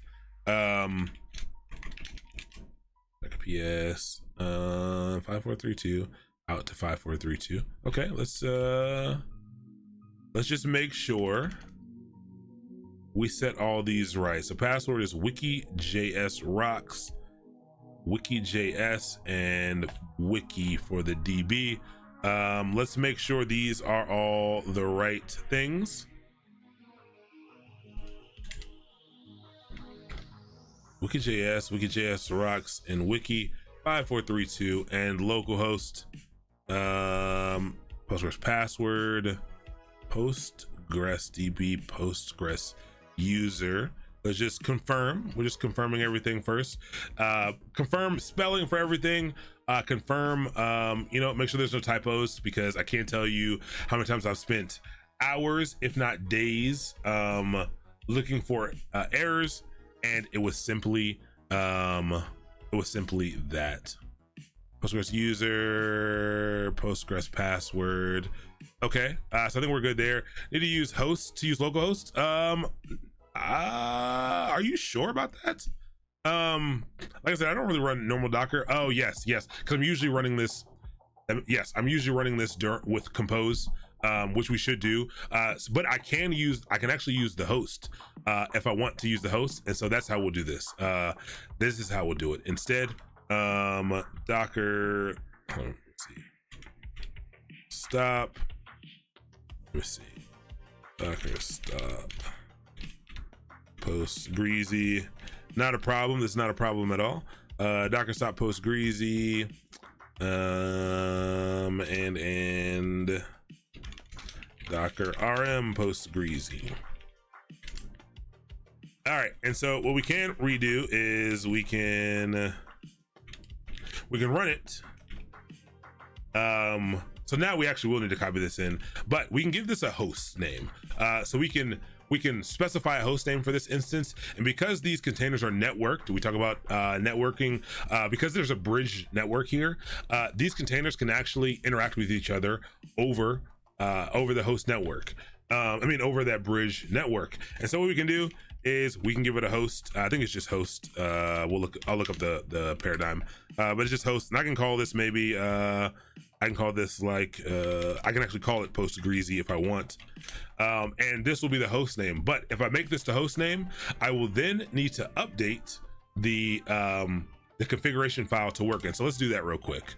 Unknown flag hosts. I never remember what this is. Docker set Docker run host name. It might just be host name instead. It's -- host name. Okay, so -- host name instead of host. Was it control? How do I get over faster? All right. So now this is going to be spun up, and what I'm going to do is the other container is down. We need to build a brand new image. And so what I need to do is you can actually copy a file out of a container if you want. So we can do it that way. I can also just grab it. We have access to this config file. We have access to it, so I'm just gonna copy it. Cat config.yaml, because it'll be faster. I'll copy it up to here. Copy vim config.yaml dd all of this. I think that's gonna mess up my copy buffer. Darn it. Set. No problem. I got a little angry there, but oh, I didn't. There we go. All right. And data path. So back up to 1. This looks wrong. KIJS configuration. Is that at the top of this one? Oh, wiki.js configuration. I don't need this line at all. Okay, and so what I need to do is I need to change the host. Instead of localhost, I need to change it to post greasy, to whatever I made that host name. All right, and now we need to copy it in Docker file. So do a copy command. Doesn't matter where I do it. Install the stuff. I want to make it after we tar everything out. I actually am not even going to run this command.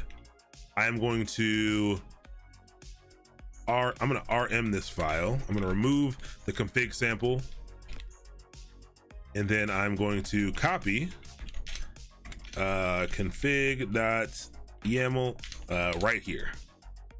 All right, so this is going to copy in our configuration file, or should. We're going to build it again. And so it cached all those steps. So because it cached all these steps, you can see our build didn't take as long. So we've already done a little bit of build optimization, a build time optimization. That didn't take long at all, but it did in fact copy our config YAML as we hoped. And so let's run wiki again. And now let's see what happens. Docker logs 2f. undefined. Actually, maybe it's ET undefined. Why is that undefined? Okay, so now it's giving us another thing. Address not found, ET undefined. It's showing undefined. What did we, let's see what we messed up here. It looks right. I guess it can't find post greasy. What did, let me just make sure we spelled that right as well.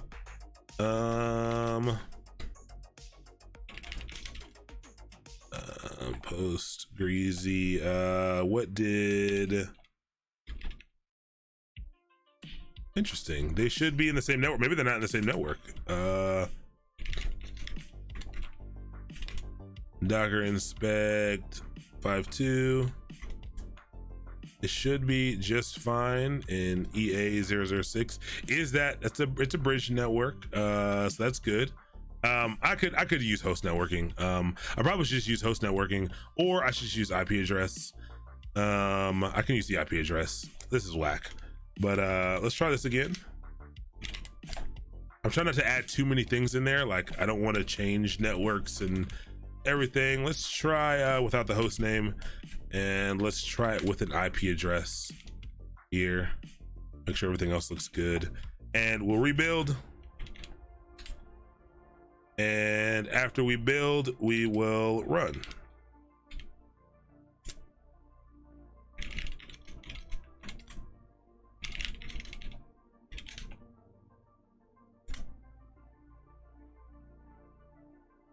Uh, 38A. Okay, so that did work. Using the IP address worked this time. And so it says it's now available at port 3000. So now if we try to hit our site again at that same URL, we now have an application, and now we have an application that actually works. And so we've actually, so I'll actually set this up real quick, mastermind.io, and I'll make my password, you know, if you want to, no, I'm not gonna tell you, you know, usually I would make it password 1234 for, you know, security's sake, but today we don't care about security. We care about it a little bit. Not that I really care if you guys logged into this at all, but yeah, so we'll leave that. We'll install it. Info at mastermind.io. I need to remember that password.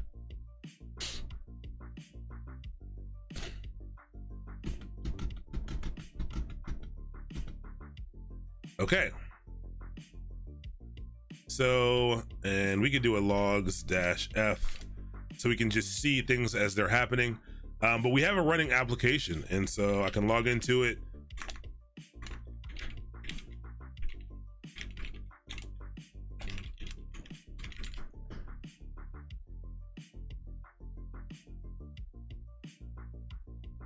And I can create a home page, and I can start to use this application.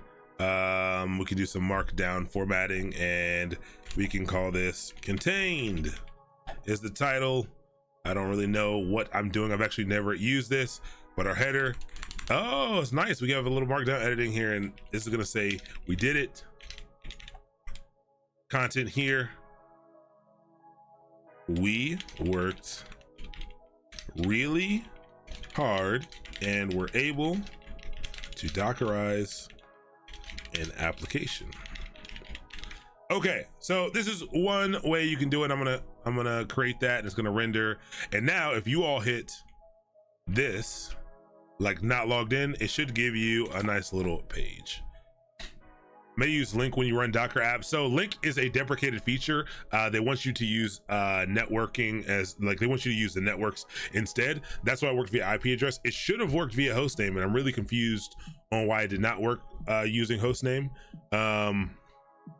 Yeah, I'm really confused on why it didn't work. But yes, link is it's a deprecated feature. It's still, I do think it still works, but I think it's deprecated now. But okay, so we have the app up and running, and so, you know, so far we didn't do anything. I mean, there was a lot there. Usually it'll take you days, weeks to do something like this, but we went through, and so far we got it Dockerized. We're gonna make some changes to this, but you can see that the Docker file isn't that long. For the most part, all we did was install the stuff it had us install, and we had to solve a couple of problems like this this TZ data thing that we had to do a little Googling for. We got some stuff installed, but at the end of the day, we really kind of, we got it running, and it's not perfect. Hard coding the config.yaml inside of the repo is actually a terrible idea. So right now I have the configuration file right here along with the Docker file, and usually this would go to GitHub. Usually you would put these two things in GitHub so that you could build this whenever you wanted to build it. And it's a terrible idea. It's a terrible idea to put your username and password for anything inside of GitHub or any type of source control. So there are other ways to do this, and interestingly enough, this is YAML, so it actually makes it a little bit harder. And maybe let's just do a very quick run through of what I would probably do. I'm really not thinking that far ahead. I've been just kind of thinking about what we could do with this as we've been running along with it. But environment variables. So if this wasn't a YAML file, if this was like some other kind of configuration file, you may be able to do something like this. You may be able to say, all right, the user for this is wiki_user, and what you could do is you could set a wiki user environment variable, and you could pass that in at runtime, and then this would take that value.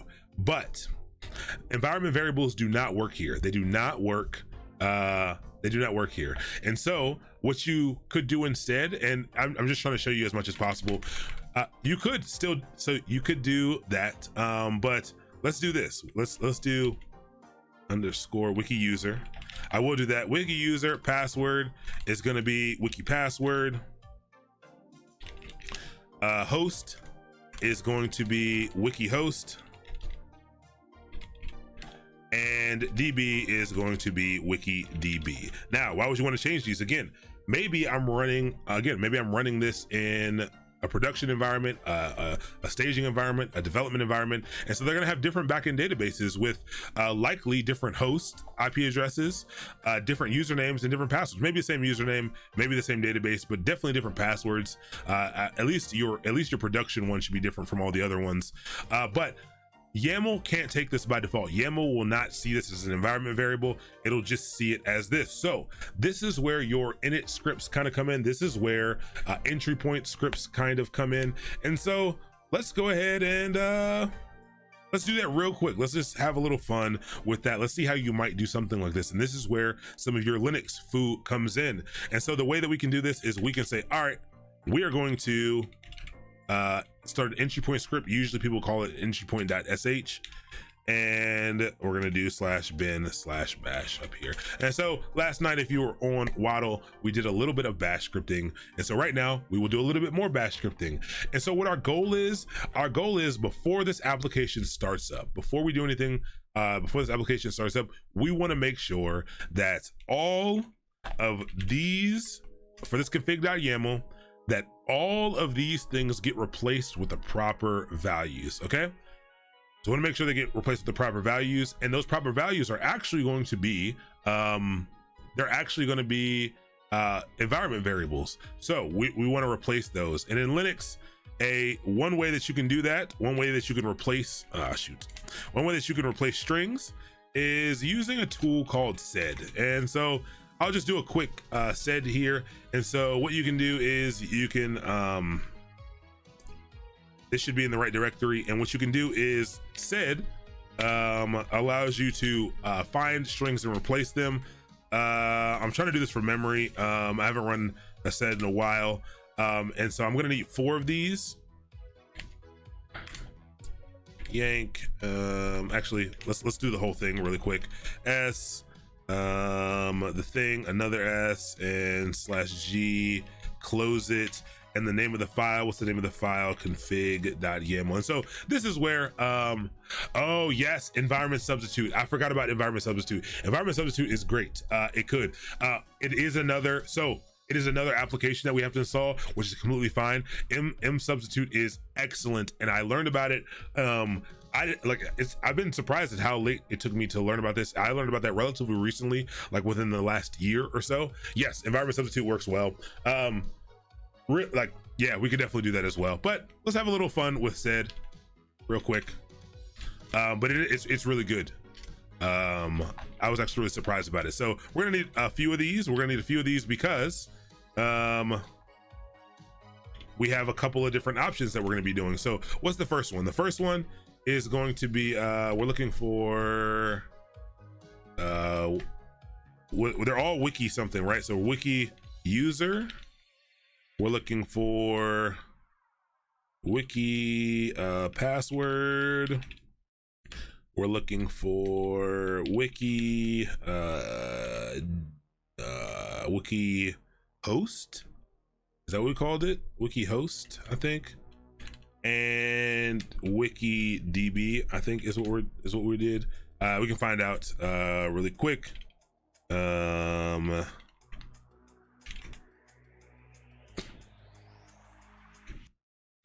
Yeah, wiki host, wiki user, wiki password, and wiki db is what we do. That's what we did in here. Okay, so now what we can do is entry point. We can change it. So basically what happens is with this command, you take the first string and you separate it by a slash, and then so it finds this string, and then whatever you put after the slash is what it will replace it with. And I think for an environment variable, I can just do this. And so we'll set an environment variable called the same thing. We'll set an environment variable called wiki user. We'll set one called wiki password, and I could just copy and paste here, but you know, I like to make life hard for myself. $wiki underscore host, and let's go here with wiki underscore. And so the $sign is what tells it to use the environment variable, and I think that's all I need. I might need something else, but we'll find out. But we don't even have to build this to see it work. I can take this, I can set all these real quick, and I can actually run this in place right now.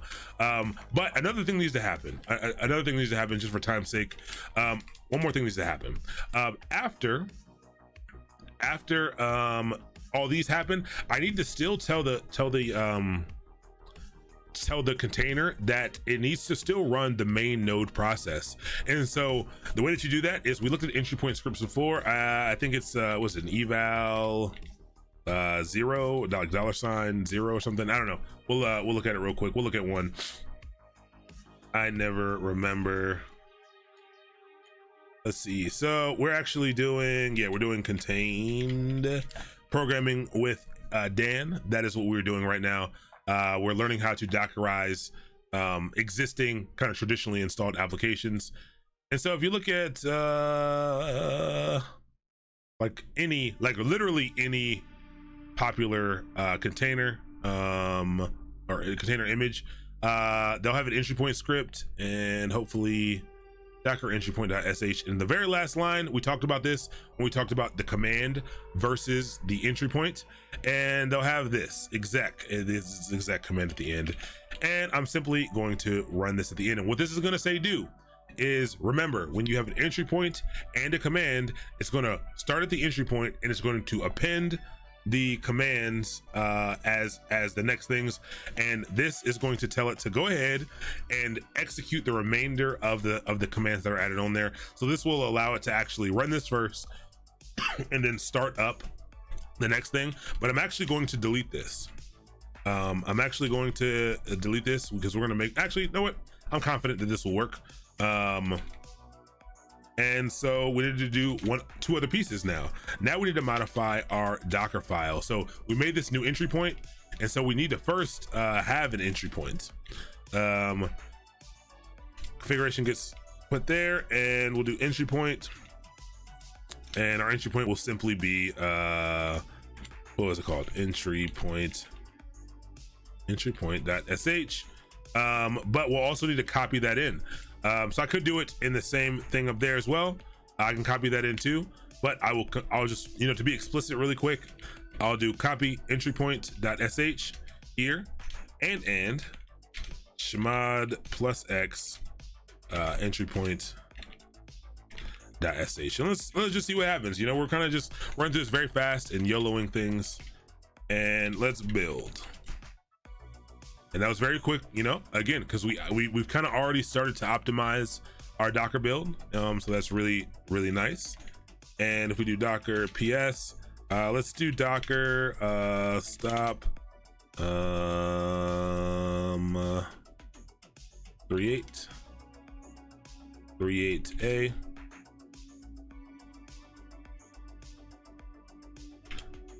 Why is this taking forever?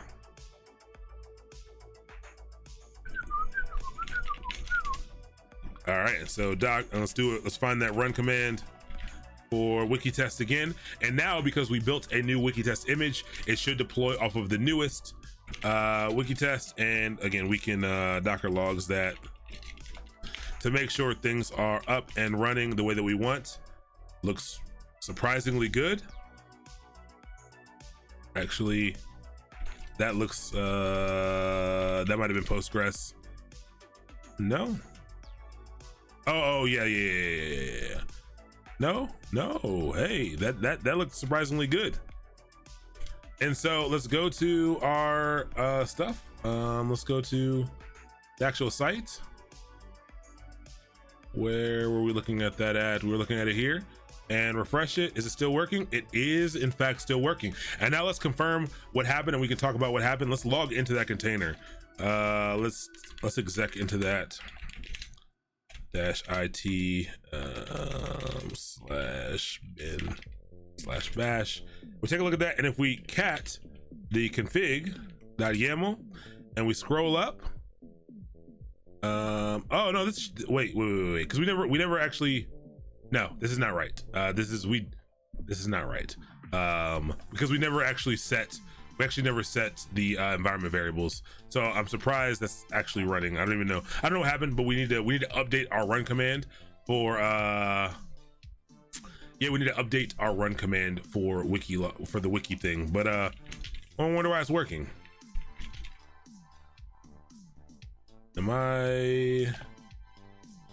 Sudo. Let's fix it real fast so this actually works. I think your Docker build failed at the copy. Oh, did it? Was I just going too fast? Let's see. Our build. Let's see. Am I in the right place? I'm not. Did I just go too fast? I do that often. No, I did. Thank you. Okay, yeah, it just failed. Okay, no such file directory. Entry point.sh. Is that not what I called it? Entry point sh entry point.sh.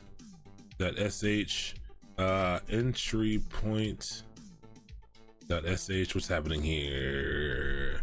Oh, I changed the no I changed I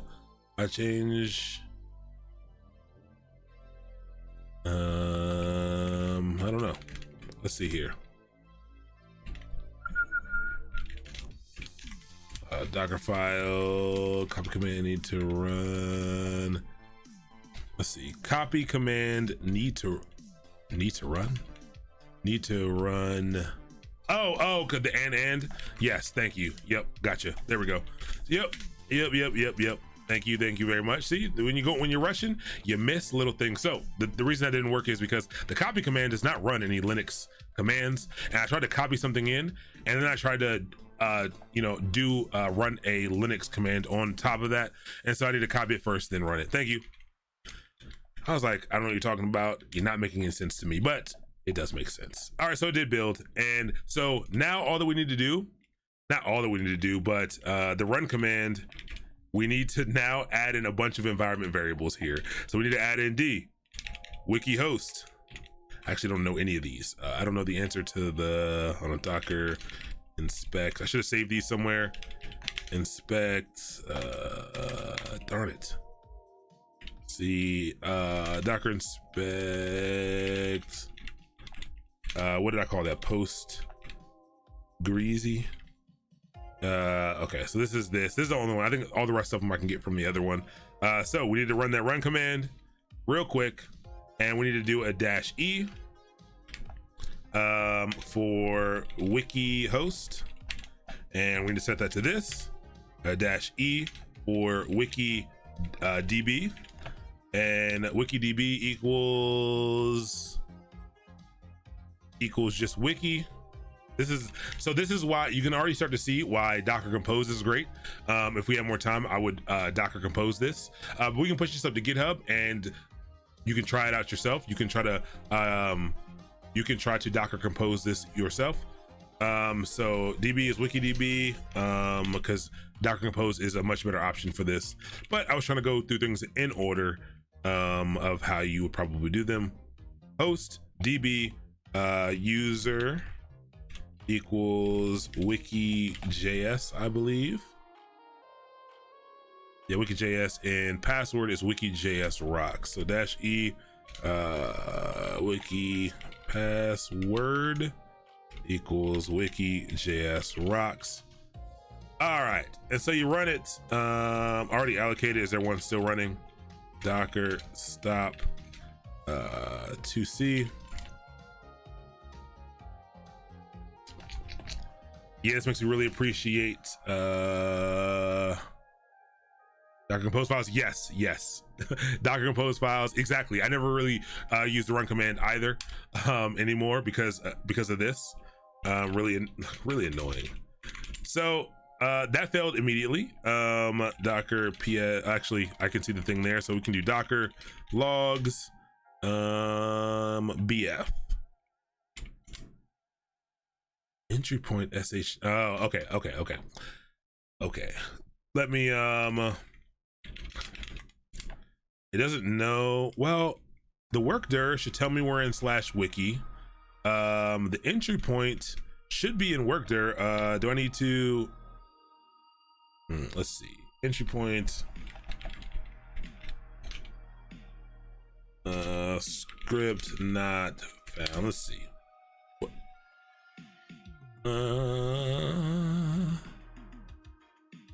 Oh, do I need to give it a like a /?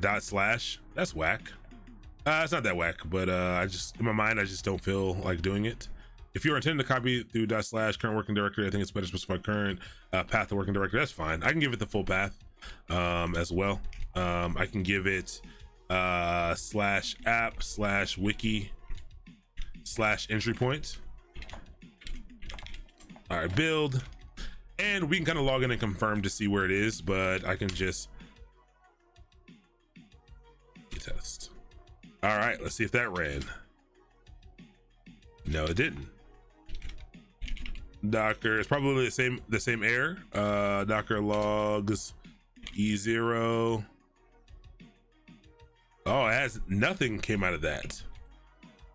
What? Okay, so here's what we'll do. We'll do Docker instead of the run command, we'll do /bin/bash. So we can see I got to get this working now. I've already invested too much time. So itd, and we will log into that.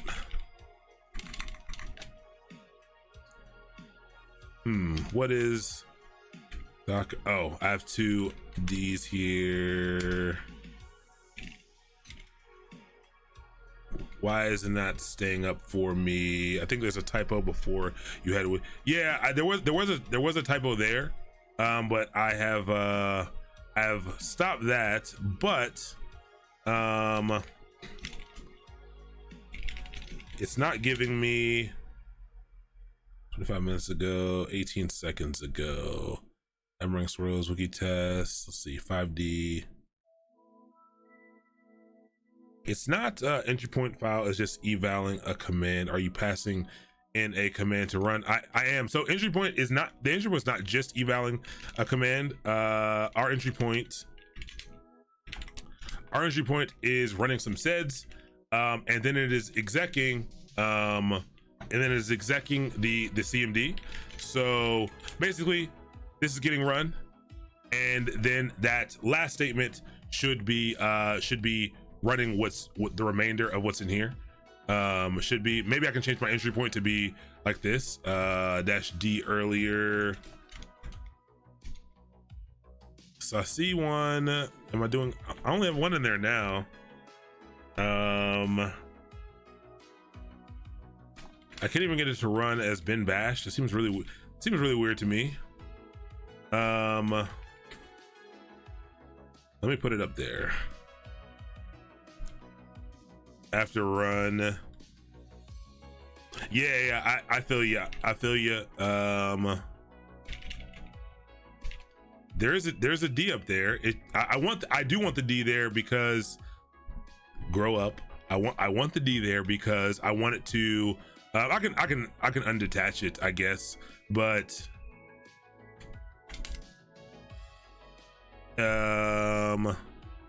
it's just going to. It's just stopping immediately.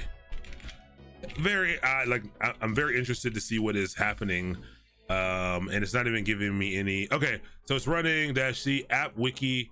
It is. Let me grab that. Yeah, if the entry point is hitting, I think that is what's happening. And so let me. Oh wait, I was gonna do something. I was gonna Docker. Is that entry point dying? So it is. I want to see the whole entry point, so I want to inspect really quick. Inspect. Will it show me the full entry point? Let me grab.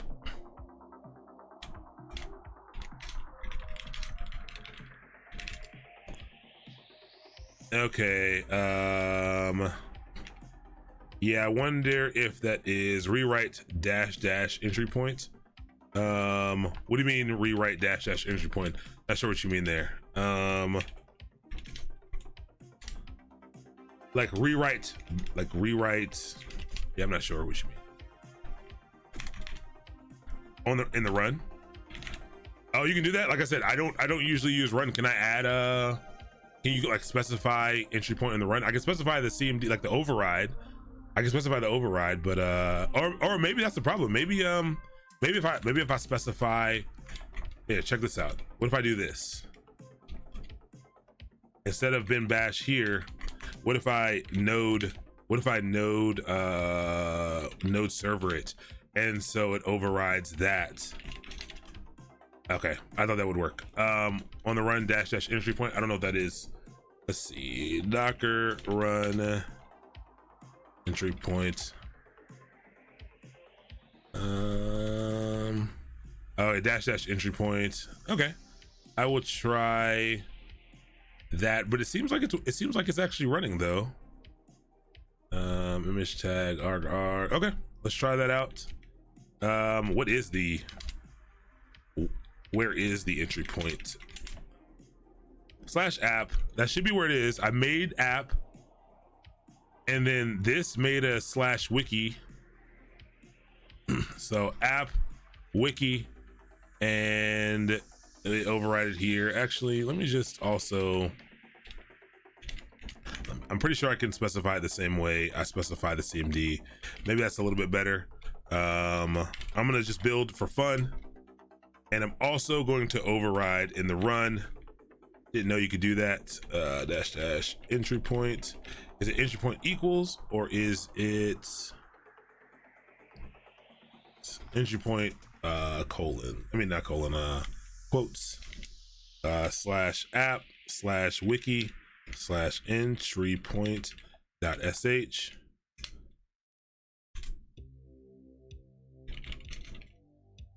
You know what I'm gonna do? Okay. Okay, let's log into that one.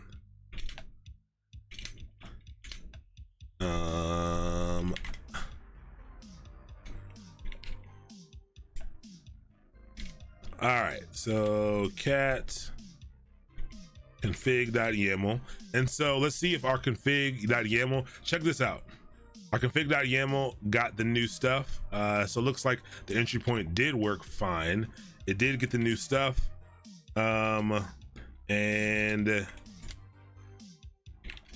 very interesting. I wonder why that override works, or I wonder. No, let me try rerunning it because I changed the build. I wonder if I get rid of. I wonder if I get rid of that in the entry point override. I wonder if it works. Docker stop.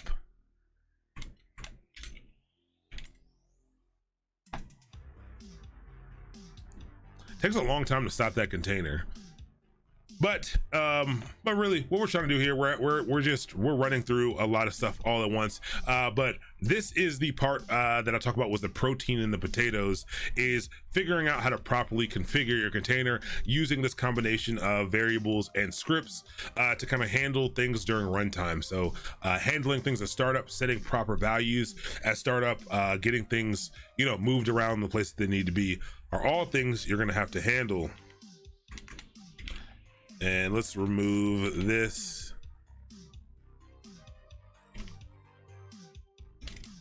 And let's see if this now runs. And it does run. So I think it was actually me just changing the way the entry point script was being called.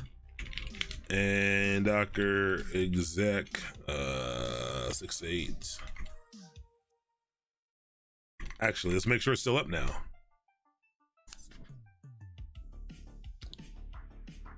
And refresh, and it's still working, and it's still up, and it's still operational. So that is also exciting. So a lot of stuff here. And what we'll do is we'll make a quick repo for this, so that you can kind of take literally this exact Docker file and the config.yaml, and everyone can kind of practice taking it on and kind of making it better. And I say people submit some PRs. I just accepted some of the last ones that we did. This is not a great Docker file. It's not awful, but it is not a great Docker file. There's a little bit of cleaning up that can happen. Even with like these steps here, we can clean up some of this, and not like, we could probably remove a third of these commands and kind of combine some things and all that. But yeah, what's up, Alien 48 4085? Thank you so much for the cheer. Thank you so much for the 100 bits. I really do appreciate it. Someone tell me if following the series from the beginning makes understanding today easier. I hope it does. Today was definitely a step up from what we've been learning. We learned basically all the tools that would lead to this, but the problem is the thing that I'm teaching tonight has equally as much to do with your knowledge of applications and your familiarity with Linux than it does with Docker itself. And so that's where Docker can get really uncomfortable for people. Docker itself is relatively simple, but being able to break down these applications like this and understand what to change and how configuration works is a little bit of a different paradigm. And so what I'm hoping is people who, hopefully people who needed some of the Linux experience, hopefully Waddle helped a little bit with some of the stuff we did tonight. I do not expect for you to fully understand the things that we've done since about 9 o'clock and on. You probably should be very confused. But the goal of really all we did was we did all the things necessary to get all the things that we needed to install this app set up, and now we're just looking at some different options for configuration. Last class, maybe the class before, we talked about entry points and the command in the CMD when starting a container and how they kind of work together. It's absolutely what I think is the most complicated piece of learning how to write containers and understanding the relationship between the entry point and the CMD and the command line there. And so it's confusing, but I did want to introduce you to some entry point scripts and as a way of configuration. There's a lot of times you will come across these things. Just like I said, when we went through and found the one for Postgres has a pretty significant one. This is the entry point script. This is all the stuff that happens when Postgres starts up. It's doing all of these things to configure what's happening. Like, all of these things are happening, a lot of stuff, a whole lot of stuff. So something that you should over time make sure you're familiar with, how to kind of use these init scripts, these entry point scripts, to handle some of the what you need to handle. There's a bunch of other options for configuration. Some people don't put their configuration in repos. Some of them put it in, a safe data storage place and pull them at build time, which is interesting as well. But yeah, Trouble Guy, I think you should watch the previous 5. I think you should watch this one. I think you should rewatch this one too. I know it's confusing, but I think you should watch the previous 5, and I think it will help. This one is still going to be tough, again, as a senior CS student. your knowledge of probably like the administration of an application is probably not it's probably not super amazing, but I think you can still get a lot out of it. But I think you'll get more out of the first 5 classes than you would out of tonight. So from the beginning, I was also with a water course from the last couple of weeks would help. Yeah, Linux is Linux is the base of like you do need to know Linux to be successful at Docker. I think you need to know Linux for sure to be successful at Docker. Do I know Kubernetes? Yes, I'm not amazing at Kubernetes. I do know Kubernetes. I'm actually putting together probably in the next I'll probably announce the timeline, but likely within the next 5 to 7 weeks we'll probably start an entire Kubernetes deep dive. That one will very likely be 4 to 5 weeks, 2 times a week. So yeah, we will be doing a Kubernetes one as well. And the reason why we're taking a break in between is because Kubernetes is super popular, but I do want to give people a couple weeks to Docker itself can be pretty confusing. I really want you all to spend some time in between now and then to get a little more familiar, so that when we get into Kubernetes, it's a little bit easier to kind of hop into. And no, Aya, I did not work on the calendar last night. I'm sorry, I did not. I didn't. But tonight, I don't have to stream tomorrow, so tonight might be the night that we get that calendar up. But so I didn't work on the calendar, but I did not. Basically, I have a bunch of dates that I'm unsure of, because I'm waiting to hear some things about certain things. So that's not like I have it to give to you, but like the stuff might not be, I don't want you to put stuff on your calendar and not be ready. So I'm still trying to wait a little bit, but I might just put it up. We'll see. Okay, let's push this to GitHub so that you can take this. Here's what I advise that you do with this. If you don't need to really understand, like, the point that we're at now, you don't really need to understand the entry point or anything like that. What I need you to understand is that we've created a Docker file and a configuration file and script that work in tandem for you to install this application and run it on your own. With post, like, we'll put a README in there real quick too to get you to run Postgres. You know what? Let's take 10 minutes. 10 minutes. Let's make a Docker Compose file real fast. Really fast to make this work together. I want this to be as easy as possible for you. Let's make a Docker Compose file real fast. Docker Compose, anyone who's not familiar with it, Docker Compose is a way for you to define multi-container applications and get them to spin up together really fast. And so here's what we'll do. We'll do vim docker Docker Compose.yaml. This will be real fast. And what we'll do actually also is I always have to reference a different set of Docker files. I mean, a Docker Compose, like an old version, piece of Docker Compose to do things properly. Because I never remember syntax, and I actually don't write that much Docker Compose anymore, but I do use it. But here we go. Docker documents, mastermind, CD documents, CD mastermind. Oh, I need to set up my CSHRC. CD be more day-to-day. CD Docker tutorial, CD1, let's CD3.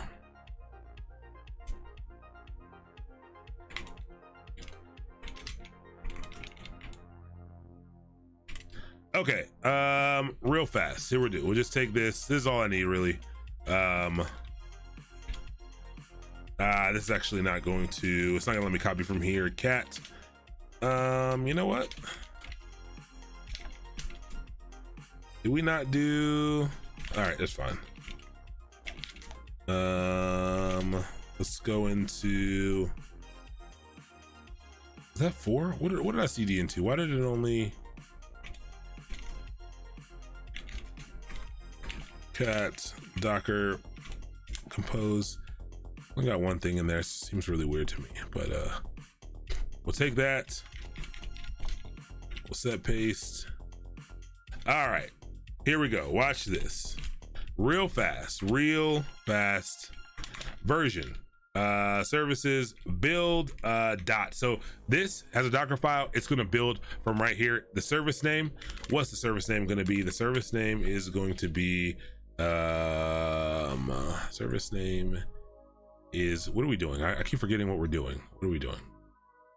We're doing wiki app. I'm gonna call it wiki app is the name of the service. It's gonna build right here. It's gonna map port 3000 to port 3000. Container name, I'll call it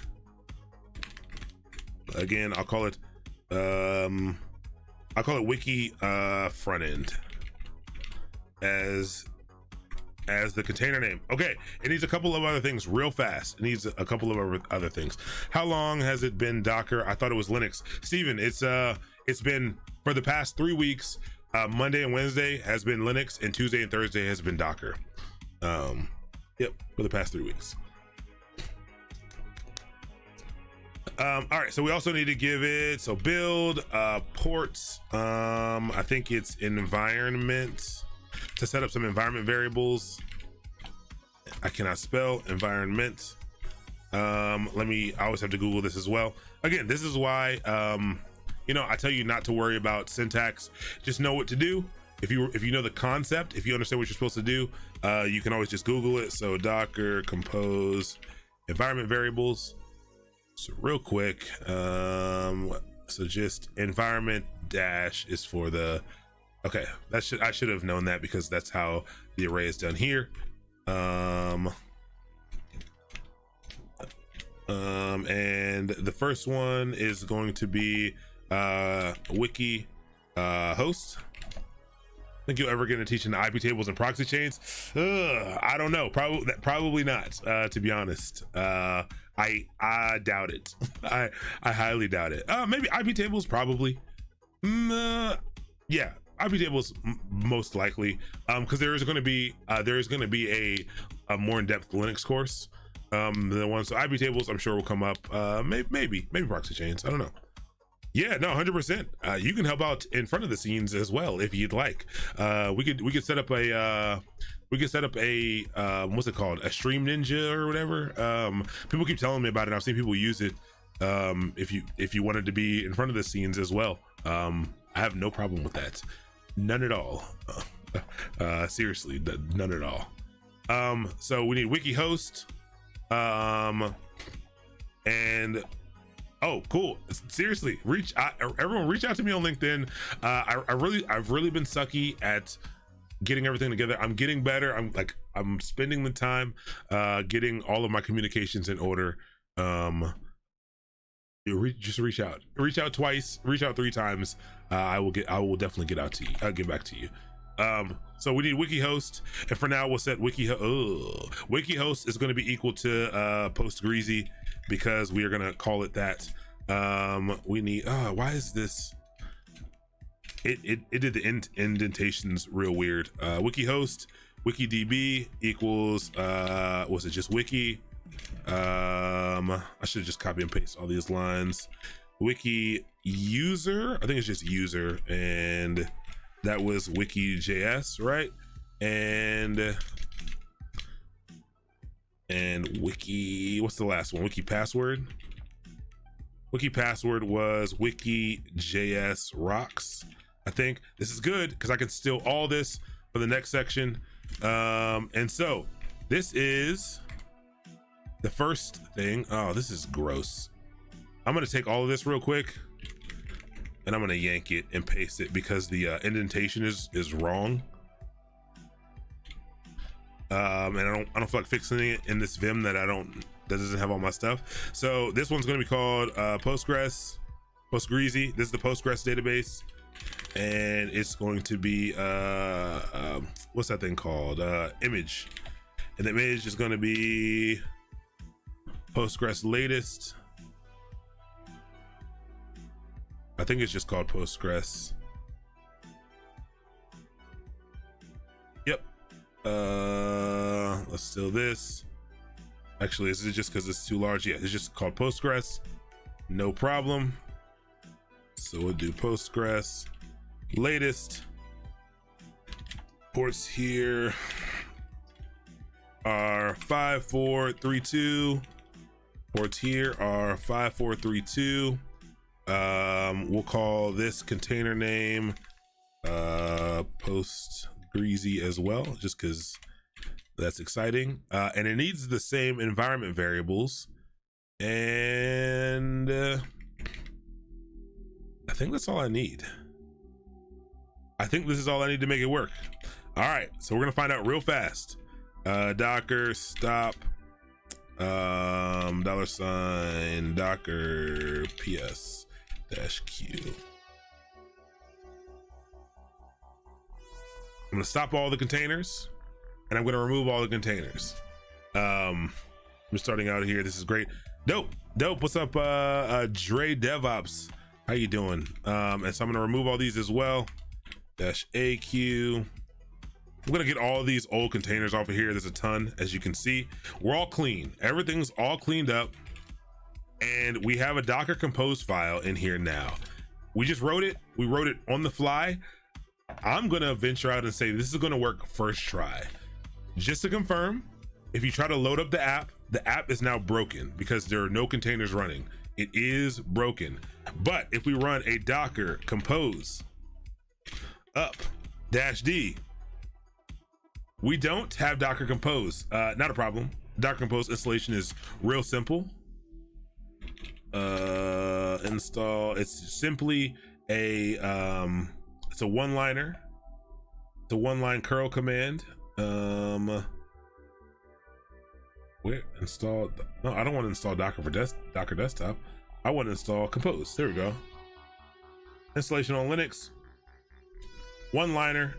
Two liners really. We have to download it first, and then we simply have to give it executable permissions here, and Docker Compose, and there we go. It is now available. So Docker, let's clear this, and Docker Compose up -d. Moment of truth, everybody. Let's see what happens here. Oh no, YAML scanner while scanning for next token. Okay, so this has to do with my copy and paste, most likely. Might get gross a little bit. Line 8, column 1. So let's go to line 8. Okay, here's what we're gonna do. Here's what we're going to do. Let's take all this. Let's what did I just do? How did I do that? Oh, I don't know what happened there. Let's oh my gosh. Oh, I'm hitting the okay, here we go. So let's just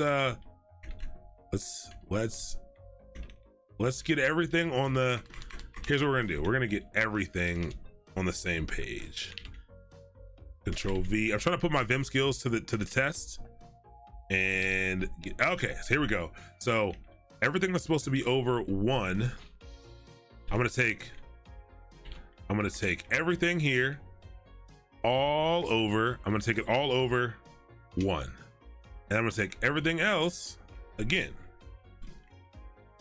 This looks wrong.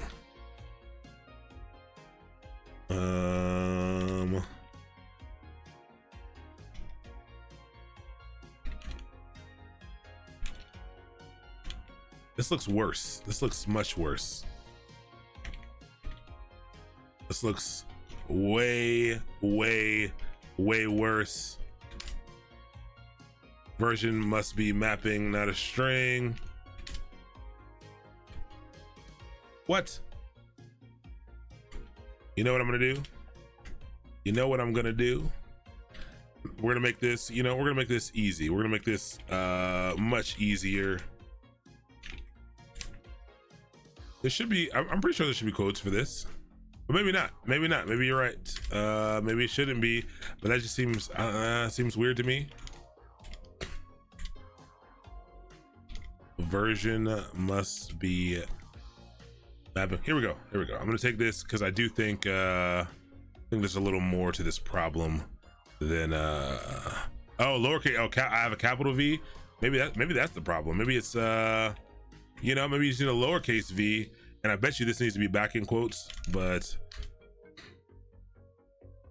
no, it's YAML invalid. It should be all right, let's try this. All right, let's see. Service build must be a mapping and not a string. This is right.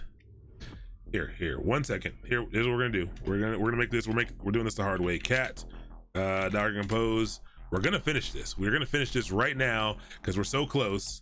And I'm going to code dot, and I'm going to doc. Actually, I'll take on this one right here, and I'm going to simply. Oh, is it because it says services? No. That looks. Hold on. Let me put this underneath. This looks. So like, if I just remove. Why did it do that? I'm trying to compare it to the one. I know that this one works. Oh. This is why. Okay, got it. Figured it out. See, this is why things work. Here we go.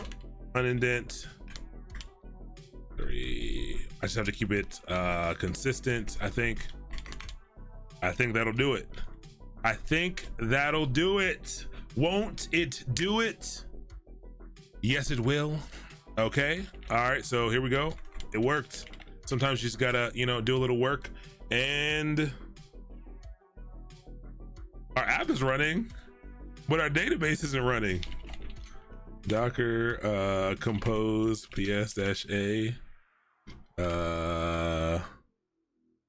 compose logs post greasy database uninitialized super user password is not specified. Postgres password to a non-empty value, for example. Okay, didn't I add a Postgres password? No, I don't think so. I think they're there. These aren't Postgres invars. It seems right to me.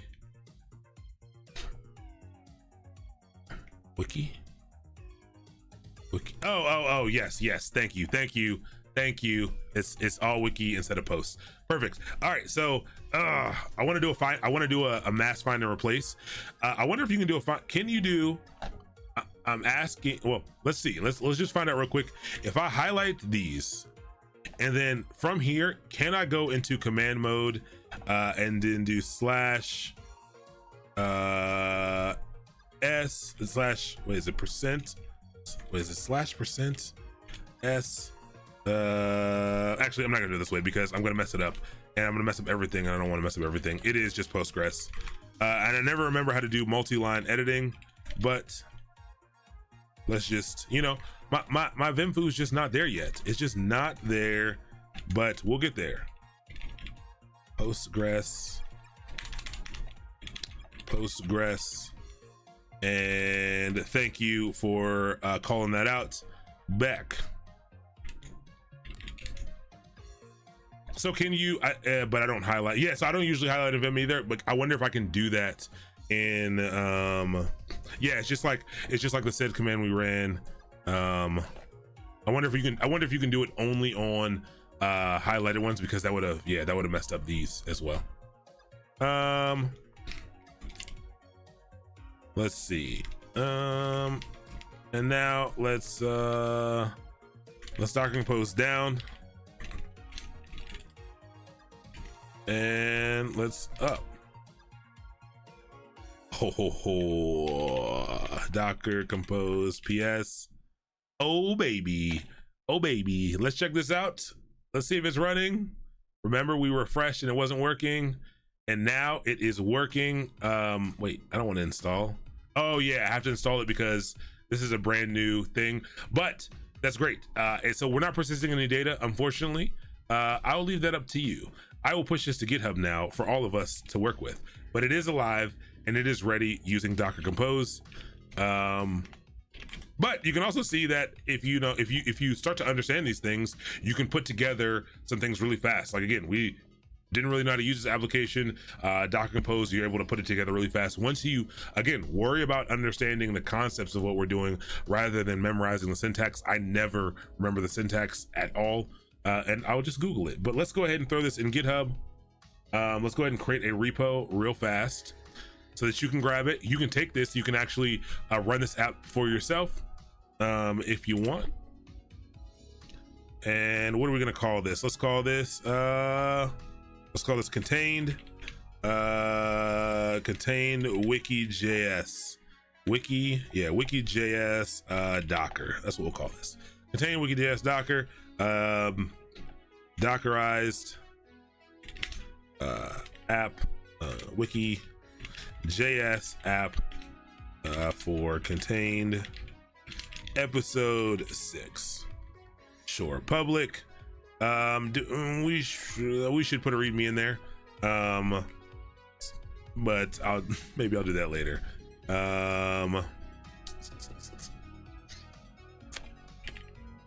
So let's set this up really fast. Get init get status, git add, git commit -m, working Docker file and Docker compose. Sure. Git push.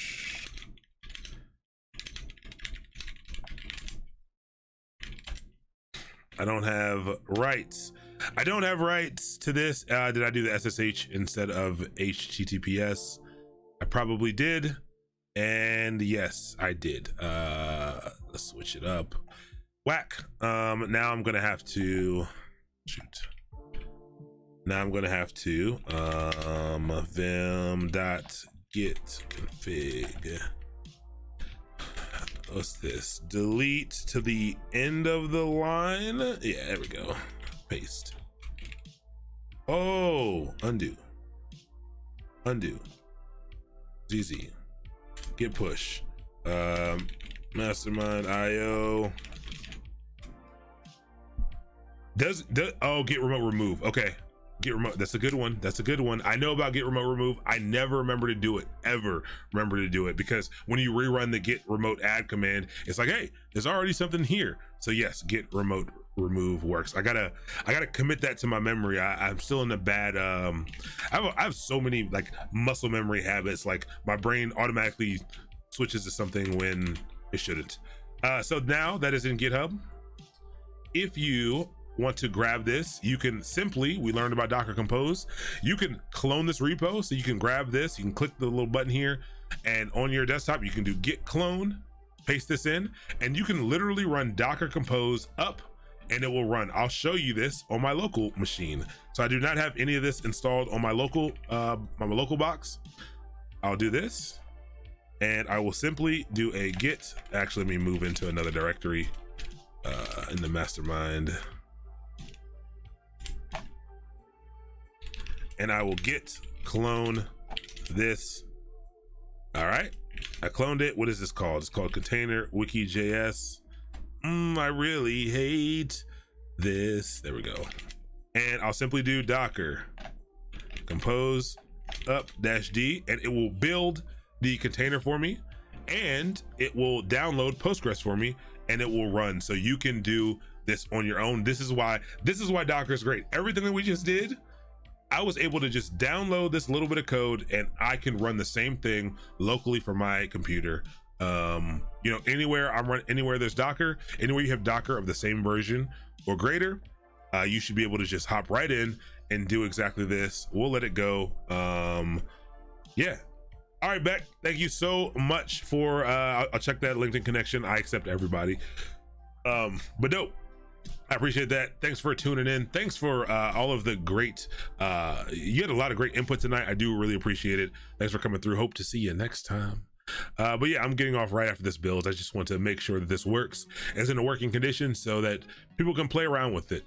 Because again, I know how intimidating this stuff is. I know that we went through a lot of stuff really fast tonight, and I want to be clear that that's we didn't talk about some of that at the beginning of this. We usually talk about it at the beginning of the boot camps or the journeys, the longer courses. But I want you to be uncomfortable. I want you to be uncomfortable, but you have the community around you to kind of help. So like, I want you to be comfortable for a little bit, and then we want to get you out of your comfort zone, and I want you to start to see things that you haven't seen, and I want you to have to go back and watch some of the stuff and say, oh, what was that? What did he do there? And I'm telling you, you would be, if you were just trying to look up an answer for something that I did, and you like the journey of just trying to look for that answer, you'll learn so much in the process. And I just highly encourage that level of exploration.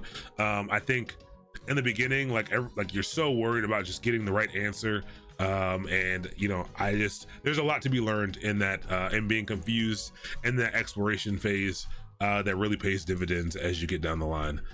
I appreciate the bits, Beck. I really do. So much love. What's on the menu for next week? Great question about what's on the menu for next week. Next week, for the whole week, we are doing kind of what we did for the Operation Quarantine. We're actually going back to that project. We are the series is called Build, and so we will probably be doing this once or twice a week. Next week it's going to be Monday through Thursday, and the following week is when we're going to start the Terraform stuff and the Git stuff. But Build, we are building an open source application. We started to build this at the beginning of quarantine. We're building an open source application called Cerebro. What the goal of this application is to do is to be an open source course builder. So think like Udemy, like all those different courses mixed with something like Code Academy, where there's a structured course that you can kind of go through. There's an abundance of free content on the internet, and I think the problem is none of it's really curated or structured in a way that someone could go from zero to hero in something. It's really hard to know what to choose and what to pick next. We started to build a backend last time. There's a great CMS called Netlify CMS, open source, where you can actually, it's a CMS that's built over top of GitHub, and you can allow for anonymous authoring or authoring without having to be a member of that repo, and it has a WYSIWYG editor. So I want people who aren't even like super technical to be able to build courses. Like I want someone who's like a rocket scientist to be able to come along and say, cool, I will build a course for rocket science using free videos, free articles, like YouTube videos, articles, different things around the web. I can put together a structured course very easily on this platform, and I can author it. When it's done, it will actually submit they can do it through you can do it through Markdown if you're comfortable with that, or you can do it through the WYSIWYG editor, and it'll actually submit a PR. It'll actually submit a PR to us, and people can do that. So the goal is to end up having a site where people are really building out genuine courses for literally any technical topic, anything.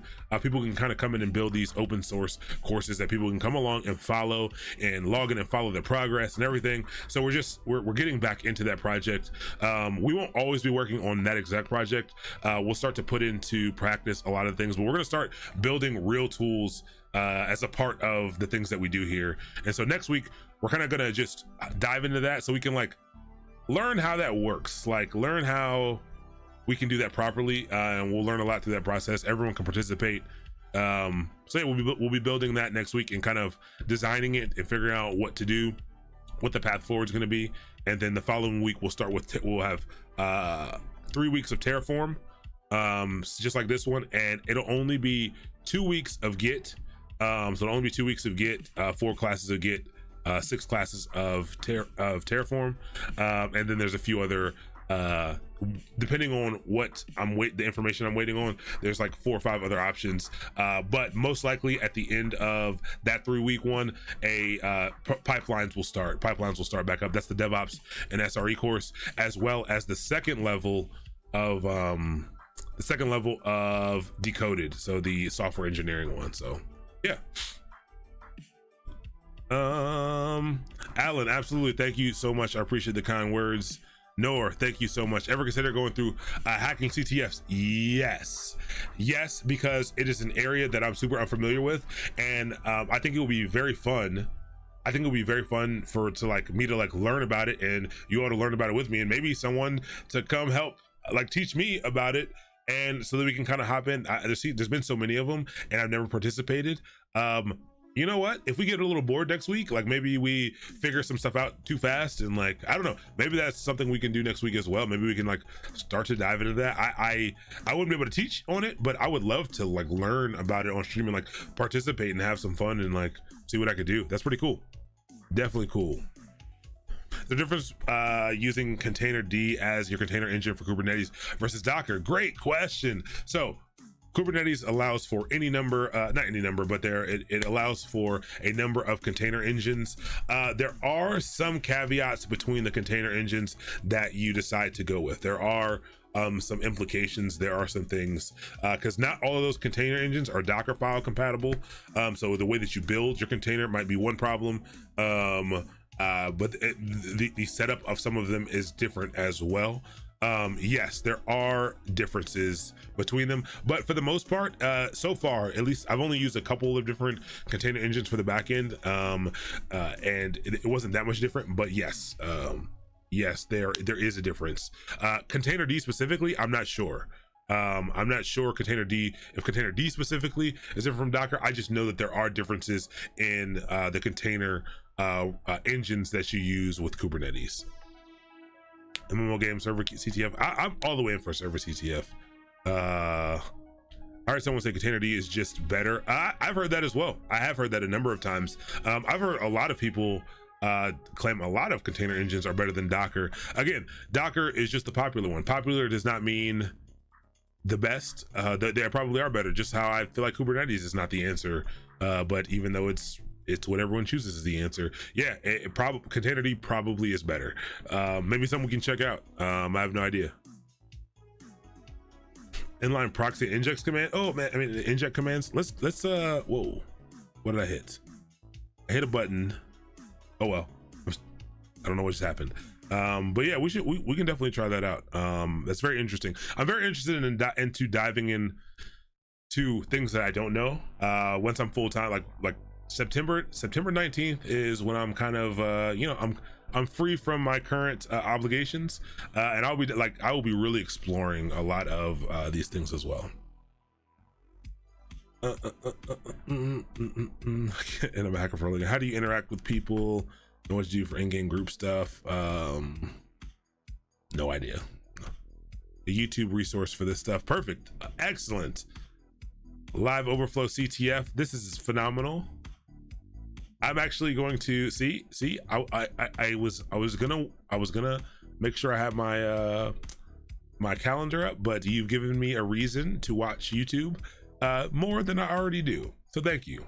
Did you ever cover Ansible? We covered Ansible inside of the DevOps course that we did. We did a 12-week intro to DevOps course, and we covered a bit of Ansible.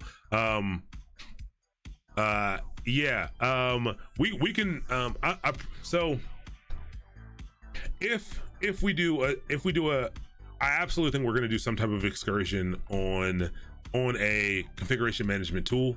Ansible will definitely be that tool. I think nowadays, if you're going to use a configuration management tool, Ansible's it. Understand the node thing. The nodes are just they're just the servers. Those are just the servers. Ansible's a very interesting one. It was interesting for me to go from. I learned Chef and Puppet first. It was very interesting. I have the most experience with Chef, and it was very interesting going from Chef to Ansible. Not crazy different, but different enough where I was like, I don't know if I like this, but I do like it though. I do. Oh, so I'm like, the hacking world is one that really it really intrigues me. The problem is I feel like I need to learn more networking than I already know, and I want to learn all of the hacking things, but I don't want to learn any of the networking. I don't just like networking for me. I don't know why. I think it's because I took a networking class and we had the worst teacher in the world. And usually I'm good at teaching the stuff on my own, but like at the time I really didn't understand it. Like I understand it a lot. Like I understand a lot of networking. I'm not starting, when I say this, I'm not at all starting from the bottom. And people have got mad at me because I say I'm bad at networking, and I know more than a lot of people, but it's not a strong suit of mine. It 100% is not a strong suit of mine. But yeah, we'll see. Most hated Jenkins. Yes, there's only one technology that I hate more than Jenkins, and that is Drupal. Drupal is the most hated, and Jenkins is the second most hated for sure. A Kali Linux subsystem, I do think there is, but I don't think it's like official. But I think you can get it. You definitely need to know networking. I require at least a Network Plus for all of my employees. And I thought about grabbing a Network Plus. I thought about to just get my skills up, but I need to look at what's on the Network Plus. I might be able to pass the Network Plus now, maybe. But I should study.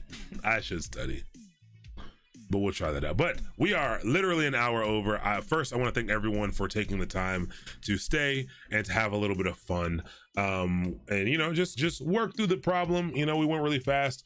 Hop into the repo and check it out and mess around and play with it if you want to play with the repo. Again, I'll paste it in here if you want to grab it. But I'm gonna get out of here. I need to, one, get a little bit more food. Two, I need to complete some stuff before I go to sleep tomorrow. But we're back next week. I'll be back next week on Monday. We'll be building stuff. We're gonna hop back in. We're gonna, one, get reacquainted with the project that we were working on that we started during quarantine that we didn't get to get that far into because a number of reasons. I'll explain that too on Monday if you guys want to hear about that. But yeah, we'll be building stuff. So we'll be finishing out the back end and determining the path forward for the front end of this. And we're just gonna build. We're gonna build and talk and have fun. And we'll make it a little exciting. It'll be kind of a downtime in between the next classes, and then a week from next week it'll be all that, and then that following week all the information for that stuff is actually coming out tomorrow. All the little teaser videos and stuff will drop tomorrow about everything that's happening the following week, so keep an eye out for that. Ship Shoop, thank you so much for the 200 bits. Absolutely. Congratulations everybody for finishing up this excursion. We'll probably run all the excursions. I think we're going to try to run like every 6 months. Try to like cycle a lot of them out, a lot of the base level ones. So Linux, Docker, a lot of the common ones people really like. So if you came in late, you can watch it. These will all go up on YouTube now. So you can watch them on YouTube, and then they'll run again live in person later. I'll update them as new things come out, as things change as well. But that's it. Who are we gonna head over and raid tonight? Prime. We haven't talked to Prime in a while. We're heading over to Prime, making it a little bit easy. And then next time we'll go ahead and get somebody small. But let's head over because he's doing some interview questions. That's pretty dope. I think that's exciting. So we will raid. Let him know I said hello. I'm going to be in there for a while, and then I'm going to watch these CTF videos because I'm really actually I'm very interested in this. Very interested. So we're out of here in 10, 9, 8, 7, 6, 5, 4, 3, 2, 1. Thanks for hanging out with me, everybody. Have a great night. Peace out. Thank you Cabal, bro. You came in super on time with the gifted subs. Thanks so much, bro. If you want to play a little Warzone, I'm in. Peace out. Let's go. Actually, I can't even, the gifted sub thing is over top of the raid button and I can't do anything about it. So now I have to type it in again. Oh, there we go. Now we're out of here. Peace.